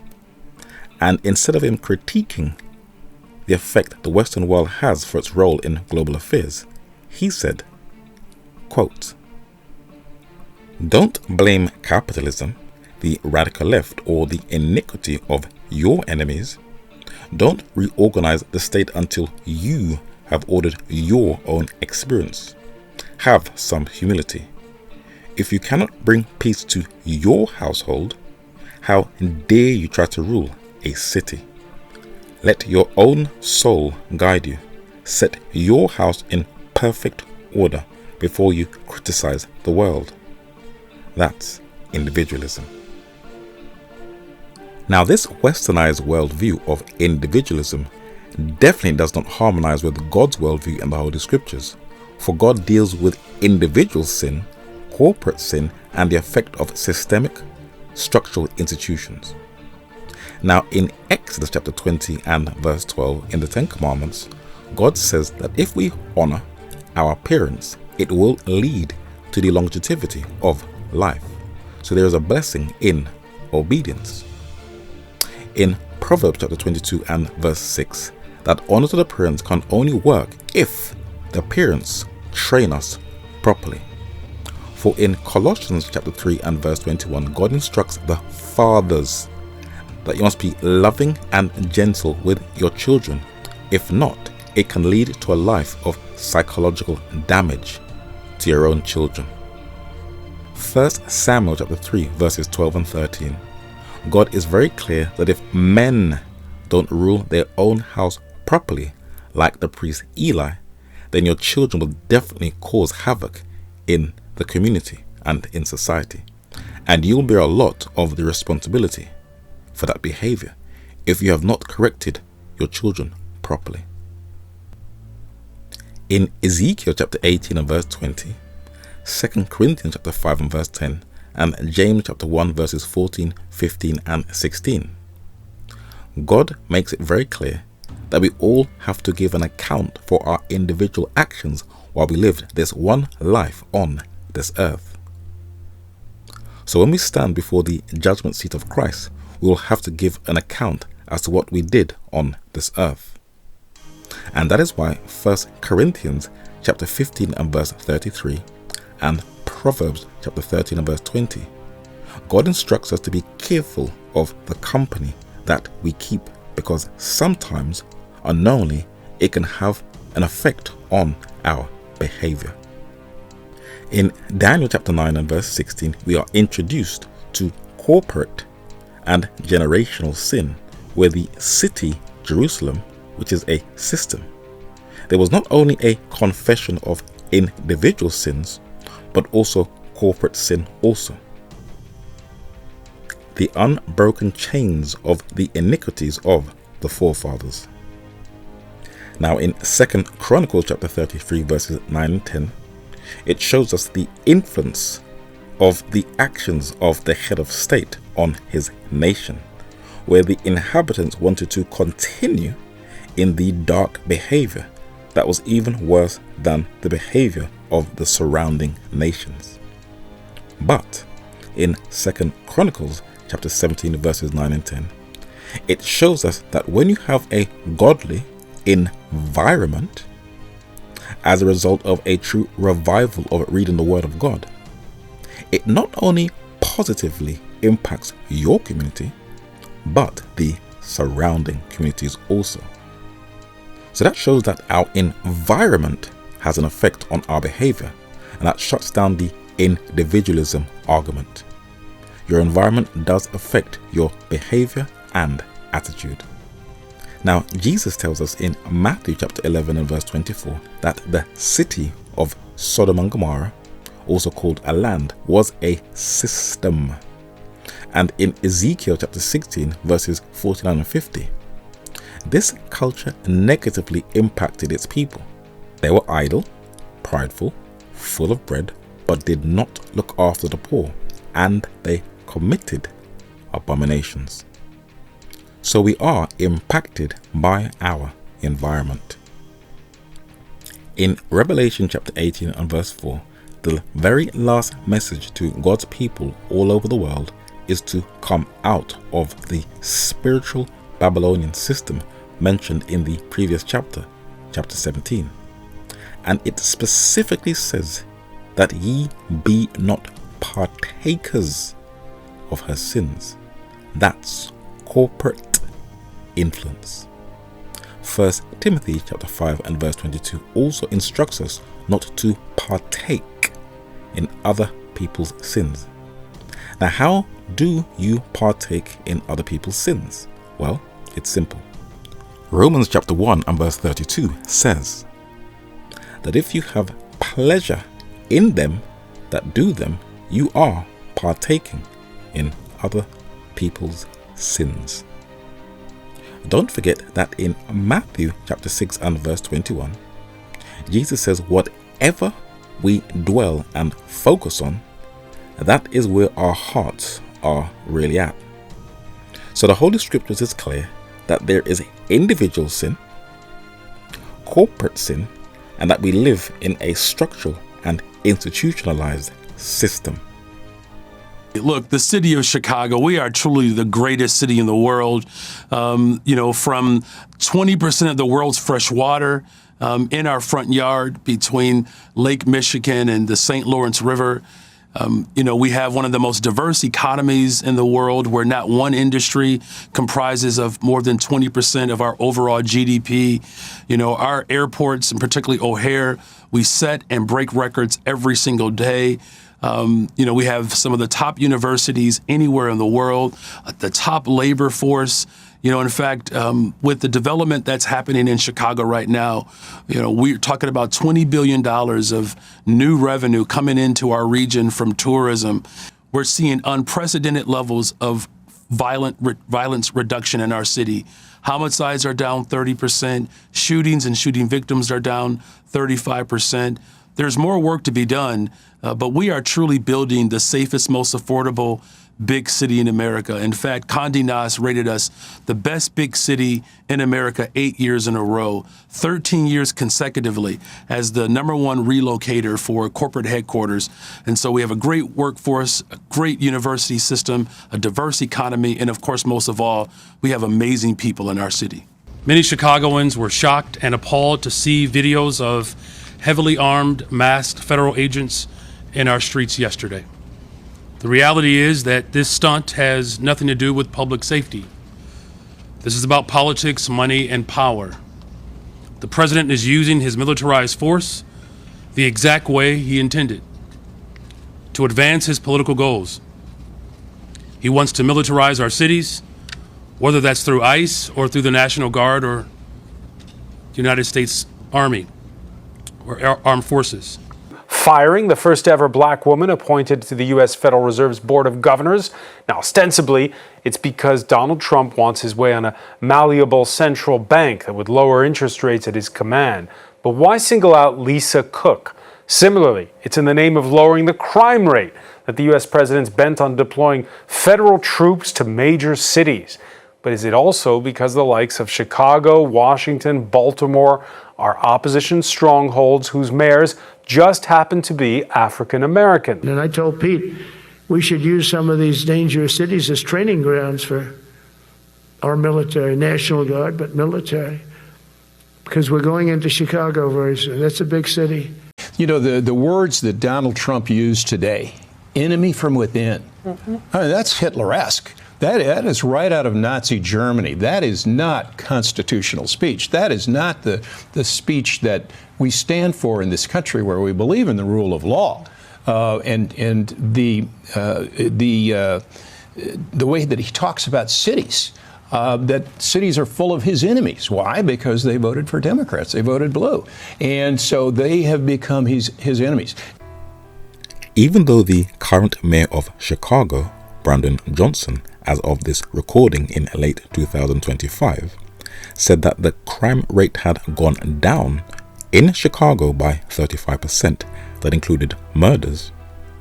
With Leonard Leo's Federalist Society picks to the US Supreme Court, this Catholic conservative majority has given President Donald Trump immunity, which technically means he can more or less do as he pleases. And when you call black men criminals from birth, then he wants to use the military to control them on his orders, then that is racism, because he has legal authority and institutional power to enact out his prejudices. But there is something the narrator has also found a bit disturbing. When the narrator wants to get his mind into a spiritual space, he will listen to the songs of Zion and, at times, for some upliftment, a sermon. But the narrator is realizing that a lot of preachers who once preached solid Bible prophecy, these are men of European descent, are now teaching a racialized, patriotic nationalism. The narrator will explain. Spanish conquistador and soldier Bernal Díaz del Castillo, in his book Conquest of New Spain, openly details how the Spanish uprooted and colonized the Aztec Empire in Central America, and Bartolomé de las Casas, the Spanish Dominican friar in the Caribbean, in a short account of the destruction of the Indies, documents how utterly destructive and brutal the Spanish conquest of the Americas was by the colonists, where they wiped out whole communities. Now you would think that would be a clear object lesson. Not at all. In central London, in Belgrave Square, among a number of foreign embassies, is a statue of the Spanish Catholic monarch-sponsored Italian navigator and explorer, Christopher Columbus. The narrator will not go into details of his abuses logged in his diaries, but a preacher said in his sermon that the narrator was listening to that Christopher Columbus opened the doors for Europeans to evangelize in the Americas. Now that's a fabrication of history. Now this painting from the 19th century presents the Pilgrim Fathers of 1620 as a persecuted religious minority seeking freedom in the Americas. But Edward Winslow, who was on board the Mayflower ship in 1620, in his own work said, as documented in Even the Door study, How to Avoid Deception Part 2, that the reason why they landed in the Americas was to expand the British Empire. The narrator has closely observed that there was no difference between both Catholic and Protestant nations when enslaving black Africans and in colonizing Amerindian lands. The narrator will explain. In London's Victoria and Albert Museum, there is a bust of the French Catholic monarch King Louis XIV, called the Sun King and the longest reigning monarch in history. He wanted to expand his vast French empire, so with his Jesuit advisor he colonized parts of the Americas, introduced the black clothes and slavery there, and the place where his colonists expanded his empire is still named after him, the state of Louisiana. But the Protestants were no different, for they are one of the many daughters of that harlot woman. In London's Tower Hill there is a church called All Hallows by the Church Tower, and in the year 1644 a man was baptized in there, and a plaque on the church has his name written on it, William Penn, who was an English Protestant Quaker. William Penn received the endorsement of the English Stuart monarch King Charles II to occupy Native American land. Now the narrator is not aware and is not skilled in the meetings between the Native Americans and this Quaker colonist, who allowed slavery on this new colony. But the state of Pennsylvania is named after William Penn. But who laid the foundation for global Western expansionism that covered the entire world? Let's see. Now in the British Museum is a coin of the man who introduced Western colonialism. His name was Pope Alexander VI, the man that divided the whole world between Spain and Portugal and told them to colonize it as they pleased. Now when you read Daniel chapter 11 verses 36, 39 and 43, God forewarns his people of the last global world power and details that it will colonize other people's lands in verse 39 and take their wealth that included their gold by force as documented in verse 43. Now there was a time when true Holy Spirit led students of prophecy clearly identified Papal Rome as the world's last power, and it wasn't a debate. She has the oldest and the most vast diplomatic network on the earth, and men were once aware of it. Let us show our receipts with 3 witnesses.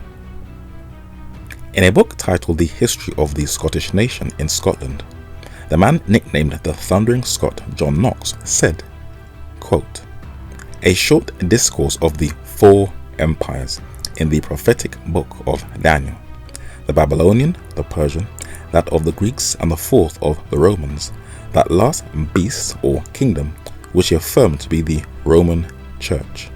First witness. In a book titled Daniel by John Calvin, this Swiss-based French reformer, continuing this school of thought, said, quote, "The four monarchies following each other in succession, the Babylonian, Persian, Macedonian or Greek and Roman monarchies. Second witness." In a book titled How Are We Complete in Christ, one of the least known English intellectuals, the Cambridge and Oxford educated scholar William Whitaker, said, "The four great successive monarchies, Chaldean, Persian, Grecian, Roman. Third witness." Now, if we look at our world today, it is modeled perfectly on feudalistic medieval papal controlled Europe, where just as neighbors were encouraged to spy on each other during the Spanish Inquisition, today not only do intelligence agencies and states spy on their innocent civilians, but every minute on YouTube they are advertising apps that you can download where you can track the exact location of either your family or friends just by having their number in your phone. This is how far things have gone. But how close is the tech community to Papal Rome? Well, the late Arn Panula was an American Catholic priest. Your average person knows very little of him, as he was the director of the Catholic Information Center in Washington, D.C. But according to the Catholic News Agency, he was the former U.S. head and vicar of Opus Dei, who also lived with the founder of Opus Dei. But who was this Harvard University alumni priest very close with? Guess who? Peter Thiel, J.D. Vance's financial mentor, the man who helps finance US elections. And in the book titled Opus, this is all documented, for it says, quote, "Father Arn Panula was a very big figure within Opus Dei and had become a very close friend of who? Peter Thiel, the billionaire who helped found PayPal and who had been an early investor in Facebook." Now, US commentator, influencer, and Catholic convert Candace Owens is given a revisionist history by a member of the Catholic clergy, where, like Leonard Leo, he presents the Catholic Church as this persecuted minority group during the Cold War.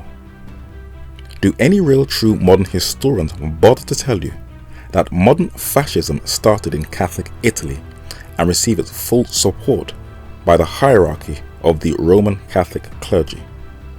Do they bother to tell you that the biggest attempt of taking over this world by men like Benito Mussolini, Francisco Franco, Adolf Hitler, and Croatia's Ante Pavelic received its fullest support by the papacy? Let us briefly look at where the narrator lives in the UK. One of the hot political topics is immigration.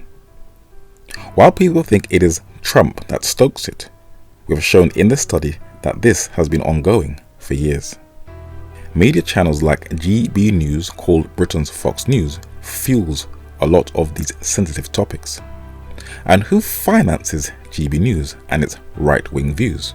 Well, its biggest donor and co-owner is a man called Paul Marshall, who has been described as a hedge funder and a devout Christian. That is why it's so hard to preach the gospel. One of its hosts is one of the biggest anti-immigration activists, a man called Nigel Farage, who is promoting GB News' expansion in the United States of America, so that US citizens can have another Fox News in their watch list, which is being platformed by President Donald Trump's Trump Media, as they both share the exact same views.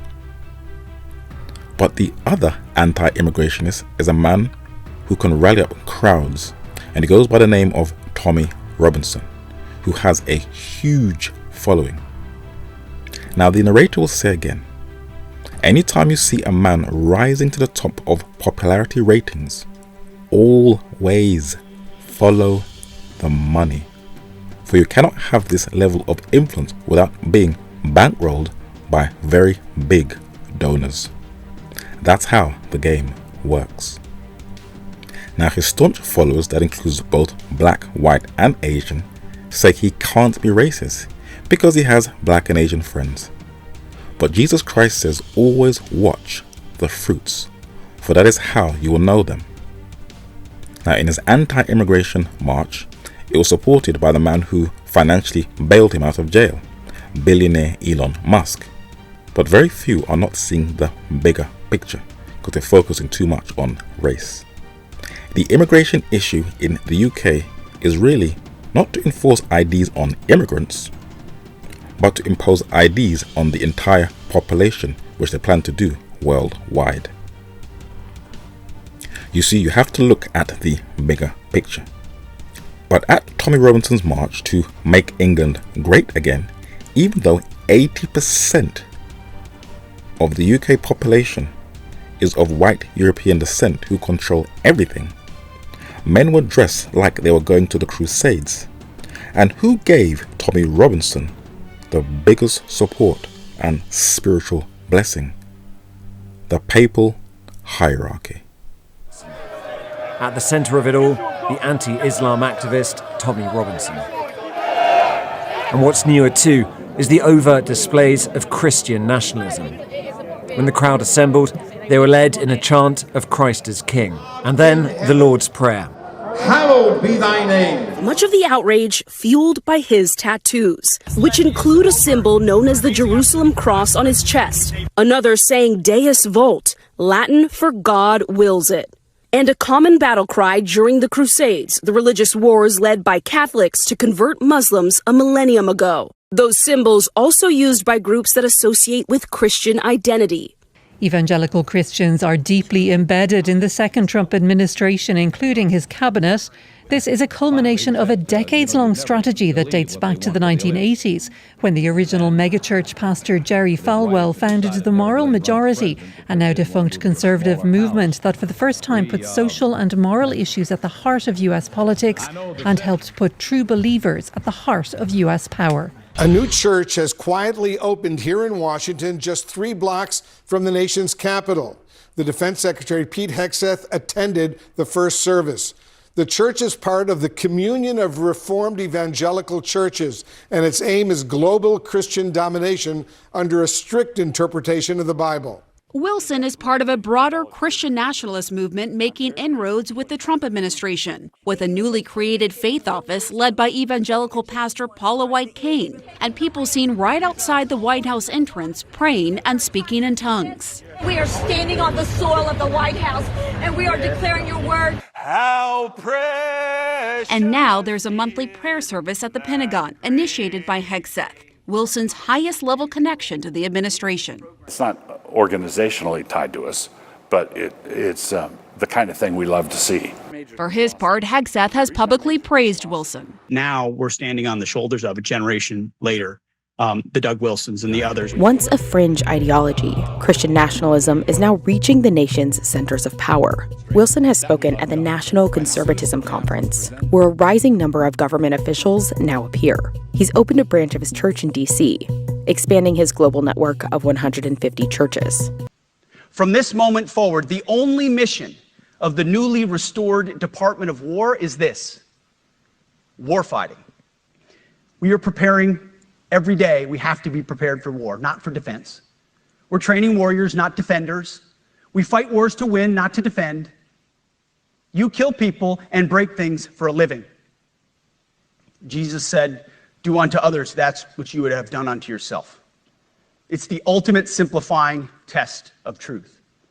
The narrator has been asking a question in a few of his studies. Is the United States of America a lamb-like Christian nation? For the historical evidence and the scriptural language says no. And if you are a non-Christian and throughout this video you have seen religious men in one breath quote the Bible, then in another breath speak violent political, racial and military warlike colonial language, I'd like to tell you that this is not Christianity. For in John chapter 16 and verse 2, Jesus forewarned us of religious fanatics who would kill, and they blindly think they are doing it in God's service. And in Luke chapter 3 and verse 14, when the soldiers asked John the Baptist a question, he told them to be content with their wages and do violence to no man. I wonder if Pete Hegseth has read these texts. Now, to the Christians who are always looking for drama, spending hours fighting each other online, and always trying to find fault in others, well, we got some news for you. In the Church of God on Earth, says William Whitaker, there is a mixture of corn with chaff, of wheat with tears, of good fish with bad, of sheep with goats. So the church will always have the good ones who are faithful to the Lord and the bad ones who are faithful to the devil. But guess what is going to happen? Listen. There shall be a separation of the precious from the vile. Amen and hallelujah. And God will come with his fan in his hand at his second coming and thoroughly purge or cleanse his floor. So God is going to put all of this foolishness on earth to an end. That includes what takes place in his church. But back to the non-Christian. Let the narrator show you who Jesus Christ really is from his own words and from the historical data of the day. Let's go. In the British Museum in London, England, on display are 3 specific kings who are from 3 different demographics in Afro-Eurasia. The narrator has named them in previous studies, but this section is specifically for the unbelievers. There are kings in the Bible who are Tiberius Caesar, who ruled the Roman Empire in Europe, Sennacherib, the king of the Assyrian Empire in Asia, and Taharka, the king of the ancient Kushite kingdom in modern-day Sudan in Africa. Now, when they discovered the Dead Sea Scrolls in these caves in the 1940s, the most intact scroll was the Book of Isaiah. And the recent discoveries have unearthed that they found the seals of both the prophet Isaiah and Hezekiah, king of Judah. So we know that the book of Isaiah is not just a prophetic book, but historically accurate also. For it mentions the kings in the book of Isaiah, both Taharka and Sennacherib, who are both mentioned in the 37th chapter. The narrator is just laying the groundwork, for in the New Testament in Luke chapter 3 and verse 1, Tiberius Caesar, the head of the Roman Empire, is mentioned. And it was during his 15th year of his reign, which was 27 AD, that Jesus officially became the Messiah, which means the anointed one by the Holy Spirit. And when Jesus went into the synagogue after his baptism on the Sabbath day, Luke chapter 4 verses 17, 18 and 19 says that in verse 17 that he was given the book of Isaiah. Now in verse 21 of that chapter he made it clear that the divine prophetic text was talking about him. But listen to what the text says. Jesus said, "The Spirit of the Lord is upon me," which happened at his baptism, where he was anointed to do what? To preach the gospel to who? The poor. Now the narrator would like you to look at the words highlighted in blue. Jesus came to heal, to deliver, to recover, and to give liberty. So Jesus came to preach and to rebuild. And look at the words highlighted in green. Broken-hearted, captive, blind and bruised people, and to restore them back into the image of God. So to the non-Christian listening, this is who Jesus is and what he was about. But to the professed Christians out there, when you see deeply troubled and broken people, people who are struggling with low self-esteem or mental health, where life has not been too great for them, do you instantly judge them like the Pharisees, or do you love them in Jesus' name? the narrator will confess that there are many times he walks past the homeless and feels guilty. But how often do you help the poor or the needy? They could be even your own family or friends. How often do you help those who are crying out for help? And if not, the narrator would like to ask a very personal question. Which Jesus do you actually follow? The one of the Bible or the one your denomination created and made up? Because these are the disturbing messages coming from the prominent so-called ministers today of the gospel. The richest black people on God's green earth are African Americans. If slavery never happened, then you would be in a grass hut. Yeah. Right? Well, we need reparations. Your reparations are that you get to live in America. You're welcome. You're welcome. You get to have the Christian religion. That's live right. better than your ancestors. The greatest moment in history for any brown or black country is the moment that the white man's ships arrive on your shore. Joel Webben is a Texas-based pastor of the Covenant Bible Church, whose YouTube channel is Right Response Ministries. His unbiblical, ahistorical, racial, colonial ideas are no different from the late Charlie Kirk and all the so-called professed Christian ministries you have heard throughout this video. And as this video from a channel called Church Dropout so eloquently put it, he openly says what most say quietly. And the reason why there is no opposition or silence in the white churches is because they are totally complicit and in agreement with his views. Just look at the opening video on Joel Webben's Right Response Ministries YouTube channel and you'll see some prominent faces in Christian spaces, like the Reformed Baptist theologian and online debater, the infamous James Robert White. Guess what? Birds of a feather shall flock together. But as the narrator showed early in the study, the Make America Great Again MAGA Christian nationalist movement shockingly also has prominent conservative black supporters also, like Calvin Robinson, the US-based British Anglican priest, political commentator and broadcaster, who is preaching in Right Response Ministries, and also the late Pastor Vody Bochin Jr., who was nothing more than an apologist for the 1776 experiment called the United States of America. This racial superiority mindset is very deep-rooted indeed, for if you look at the videos of the Gates Foundation, the white savior narrative, which is saving poor black Africans, is dominant in Bill Gates' so-called philanthropy work. And if you sit down and carefully watch Christian channels, the same narrative persists. Every time you hear a man or woman say that they want to evangelize to the entire world, they always seem to end up in Africa, where they believe they have to save these dark black heathens from eternal hell.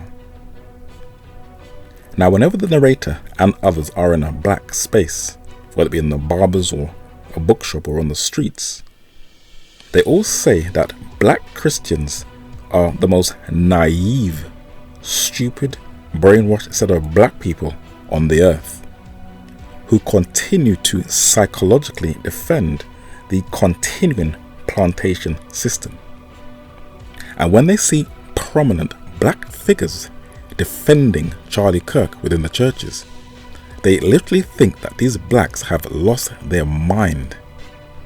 And the narrators also watch videos of white atheists who are totally shocked that blacks are defending people who can't even stand them. Well, the narrator will explain why. The word token, according to the Reader's Digest Great Encyclopedic Dictionary, is, as highlighted in yellow, a thing serving to authenticate a person or a message. And all you have to do is ring the bell and create these Western colonial-minded weapons for the state. And there are a number of token blacks in the English-speaking world who use their platforms to ridicule their own race. Now, we're not saying that there are not issues or problems that the black community has to deal with, but they are totally unaware that they are being used by the system. But the more that they are being praised is the more money and the more fame they will get.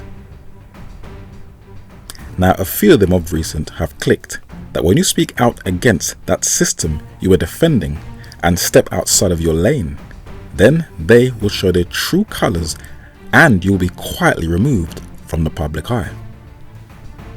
But most of them deny that there is any evidence that structural racism still exists. But there are some questions that go unanswered. Why are women of black African descent in both the United States of America and in the United Kingdom dying at the highest rate than any other group in childbirth? Now, why is that? Why does the medical industry have a lack of care for black women, not interested if a child is born without its mother? And why is it that the narrator knows a black woman who encourages black women to always have a doula during pregnancy and childbirth? And why is it that 2 centuries after the abolition of slavery, though we have shown that black men greatly invest into their children in both the UK and in the United States, they are the highest to be harassed by the police more than any other ethnic group, and are also deeply traumatized when they are dehumanized? Why don't any of these Uncle Ruckus token blacks address these issues? Well, you have to study how the slave plantation system continues to function. In Africa, my people were born free. That's right. Free men, not slaves. In the film Mandingo, we get an object lesson and are schooled on how a slave plantation is run. To keep black people in line, whites would use fear and brutality so they don't rebel against the system, which is why most blacks don't make a stand against injustice, because of fear. They would turn blacks against each other so there would be no unity among them, like today when you see black or African Americans, West Indians and indigenous Africans constantly fighting against each other in the digital space. They are just keeping the plantation system going. They saw blacks as nothing more as property, where they fetishized their body and treated them as hypersexual creatures. And blacks were seen as nothing more than laborers and entertainers. What's changed? If you were loyal to the system, they would love you. You could even profit and become wealthy from that system. But if you ever stepped out of line, questioned the system, and interfered with the natural order of things, you would see the true nature of those who carefully manage the system if you interfere with their self-interests. Question: is the plantation system still functioning?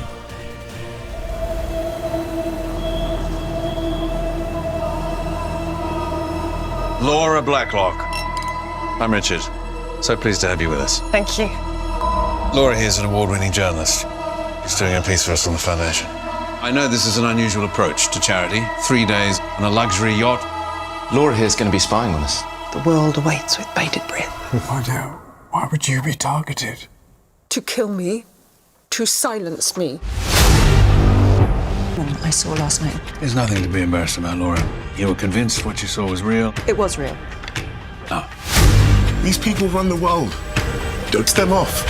Now, one of the overall objectives and aims of Even At The Doors is to keep people updated and aware of what is going on in the world in the light of the Holy Scriptures. The narrator is becoming fully aware that the modern arts is breaking down people's resistance to evil. But you have to constantly keep people aware so that they can choose in which direction they want to go in the future. the narrator can see that the entertainment industry under the newly revived CIA media-controlled Project Mockingbird is setting people up to believe that America is the world's savior, when Revelation chapter 13 verses 11 to 18 detail exactly what it is doing, and the narrator is aware that there will be opposition when you expose this system. So he'll like to school you on a number of arguments that will be used to counteract the truth. The first one is what the narrator calls the Ahab complex, where in 1 Kings chapter 16 verses 30 and 33, the Hebrew monarch Ahab continued a rebellious, quasi-religious idolatrous system, but it was worse. And his wife Jezebel in 1 Kings chapter 18 and verse 4 ethnically cleansed those who posed a threat to the state. And when the prophet Elijah addressed it in 1 Kings chapter 18 and verse 17, King Ahab used reverse psychology and said, "You're the troublemaker. You're the racist. You're the one who is always going on about race." It's a clever tactic to shut you down. That's the Ahab complex. Another title you'll be labeled with if you think outside of the box is a conspiracy theorist, as shown in a previous study. That label, like the modern misapplication of the word woke, is designed to make you look stupid, especially if your influence is impacting people to think outside of the box. Another clever tactic to disarm people is used by the US Senator Bernie Sanders. This is a clever method where he portrays himself as a people's person, but then he gets very defensive when black issues are brought up, where he says, look, it is not about race, it is about class. Now across the pond in the UK there are black Brits who have also embraced this clever narrative to downplay and to disarm the black struggle. But guess where that argument comes from? Have you ever read or heard of the 1848 book titled The Communist Manifesto by the Germans Marx and Engels? That term is right out that playbook, where this Marxist idea says on the very first page, quote, "The history of all hitherto society is the history of what? Class struggles." The narrator had to read Karl Marx when in university while studying media, so he understands the arguments. Now there are others who argue that we should stay far away from politics, but how will that work? For in a book titled Catholic Power Today, Ava Manhattan said that whatever religious stance you take on an issue, your choices will still affect both you and the society that you live in. He said, quote, "The Catholic Church, notwithstanding her latest concessions in the field, basically objects to birth control, mostly on religious principles. These have created a moral problem, which by its very nature is also an ethical one. And since the ethics of the individual affect the society of which he is a member, the Church's religious objection is automatically converted into a social issue. Social problems are the responsibility of society. But since society is controlled by a government, and a government is made or unmade by political factors, the original religious objection to birth control has become a political problem, affecting other related problems in practically all strata of contemporary society at a national or an international level. So you can't avoid politics. Now, if you are a professed Christian and someone asks you, what do you think of same-sex marriage? Would you marry a gay couple? Are you going to say, well, I don't get involved in politics? If someone says, are these global digital IDs in some way connected to the mark of the beast? Are you going to tell them, look, I don't get involved in politics? The reality is, you can't escape it. Now, the churches have also been trained to avoid and tiptoe around sensitive topics. And when you bring up subjects that makes them uncomfortable, these are the tactics they use. The narrator labels it the Garden of Eden syndrome, where, like Adam and Eve, instead of acknowledging their failures, they blame the adversary. Oh, they say, Satan is a liar. The devil is attacking the church, but they refuse to acknowledge their part in assisting in his madness. That's the first tactic. The second one is, oh, let's pray. Whenever a Christian is cornered, to deflect from the issue, they cleverly resort to prayer. Now, this is a clever cop-out, for the Holy Scripture says that we must be praying without ceasing. It must be consistent. But this is a clever move to take you off guard. The third and last method that they will use is they will say, look, let's just focus on prophecy. So we are encouraged to look to the future, but ignore the realities of the present world that we live in. Now, the narrator is going to be very harsh and blunt. The majority of professed Christians around the world who say that they want Jesus to return imminently are all a bunch of liars. They ignore the suffering in this world, and all that money in the bank accumulating interest. Not a penny of it is used to help the poor and the needy. If the cap fits, wear it. There is a lot of unforgiveness in the hearts of people in the church. People who have not talked to each other for years. That includes family members or friends. And the church is the most racially divided institution on the entire planet. And you say we are living in the last days? Has not the Bible given us a clear divine mandate on cultural or racial divisions? In Acts chapter 10 and verse 35, it is very clear that in every nation he that feareth him and worketh righteousness is accepted with him.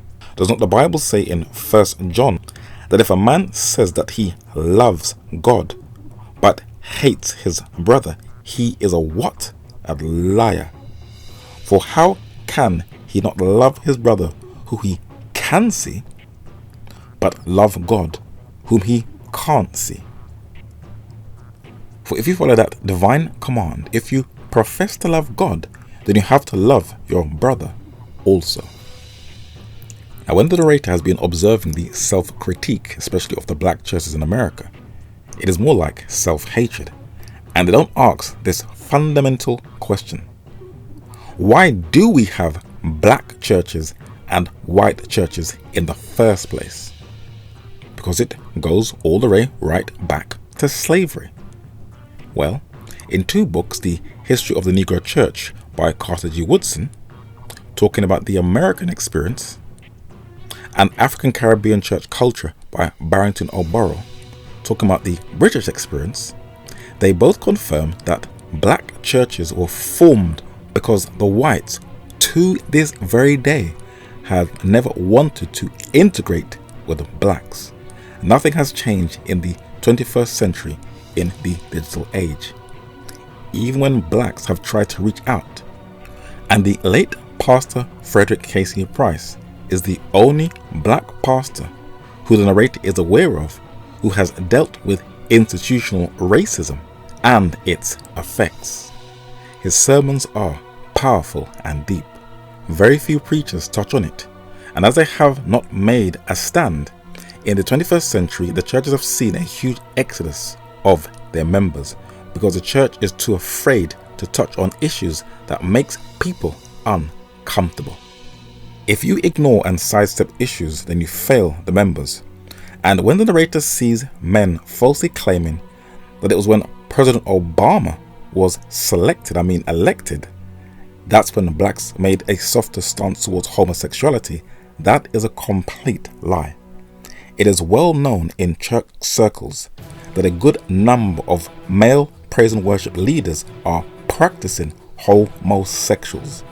And the down low movement, where married men would have their male lovers on the side, was way before Barack Obama was elected.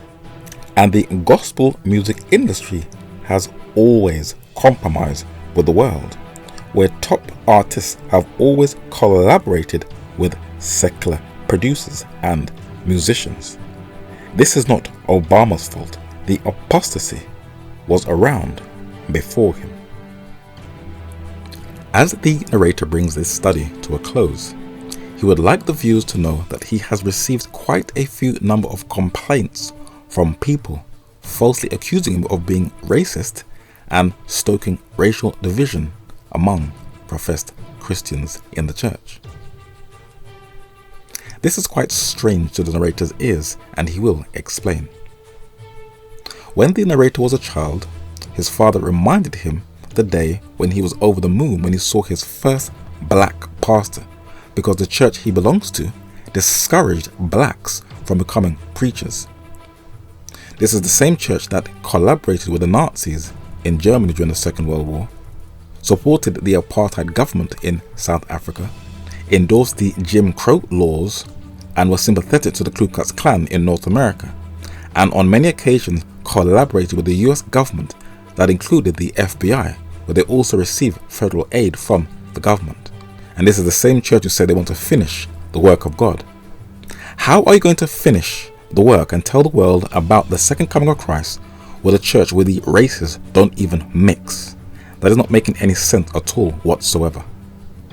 But the narrator was raised in a predominantly white neighborhood, went to a predominantly white school with white teachers and white friends, and we were like one family. When we used to have the school discos, as it was a predominantly white school, we used to dance music like Wham's Wake Me Up Before You Go Go, Bananarama, I'm Your Venus, The Arithmetics, Sweet Dreams Are Made of These, Paul Simon, If You Be My Bodyguard, I'll Be Your Long Lost Pal, Pet Shop Boys, My Heart Is Missing a Beat, Spandau's Ballet, True, The Bangles, Walk Like an Egyptian, even Culture Club's Come Chameleon, and Madonna's Baal Worship anthems. And it was a white family who looked after the narrator after school when his parents were at work. And when the narrator saw some old school friends he hadn't seen since primary school, just before the lockdown, we were reminiscing because we shared a history and have a common experience, a bond you don't share with the white Christians in the church who have always distanced themselves from us, but very quick to condemn us when it is convenient for them. But the narrator will like to leave people with some hope, as he has challenged people a lot in this study. In the middle of the 19th century, the Scottish historian Dr. James Aitken Wiley said, quote, "The church is not the work of man, it is a special creation of God, seeing it is wholly supernatural in its origin. We can look nowhere for information respecting its nature, its constitution, and its ends but to the Bible. The New Testament declares that the church is a spiritual society being composed of spiritual, that is, of regenerated men, associated under a spiritual head, that is, the Lord Jesus Christ, held together by spiritual bonds, which are faith and love, governed by spiritual laws which are contained in the Bible, enjoying spiritual immunities and privileges, and entertaining spiritual hopes. This is the church invisible, so called because its members as such cannot be discovered by the world. It is spread all over the world and embraces all in every place and of every name who believe in the Lord Jesus and are united by him as their head, and to one another as members of the same body by the bond of spirit and faith. So despite the corruptions in the church, God has not given up on his people." Now this study has covered many topics, and the late Charlie Kirk was only a small piece of a much bigger program that most are not ready for. But guess what? God has an even bigger program, an eternal one. And if you want to be a part of it, well, instead of spending your time looking for the faults and failures in others, look at the man in the mirror first. For there are some more interesting things still to take place on this earth.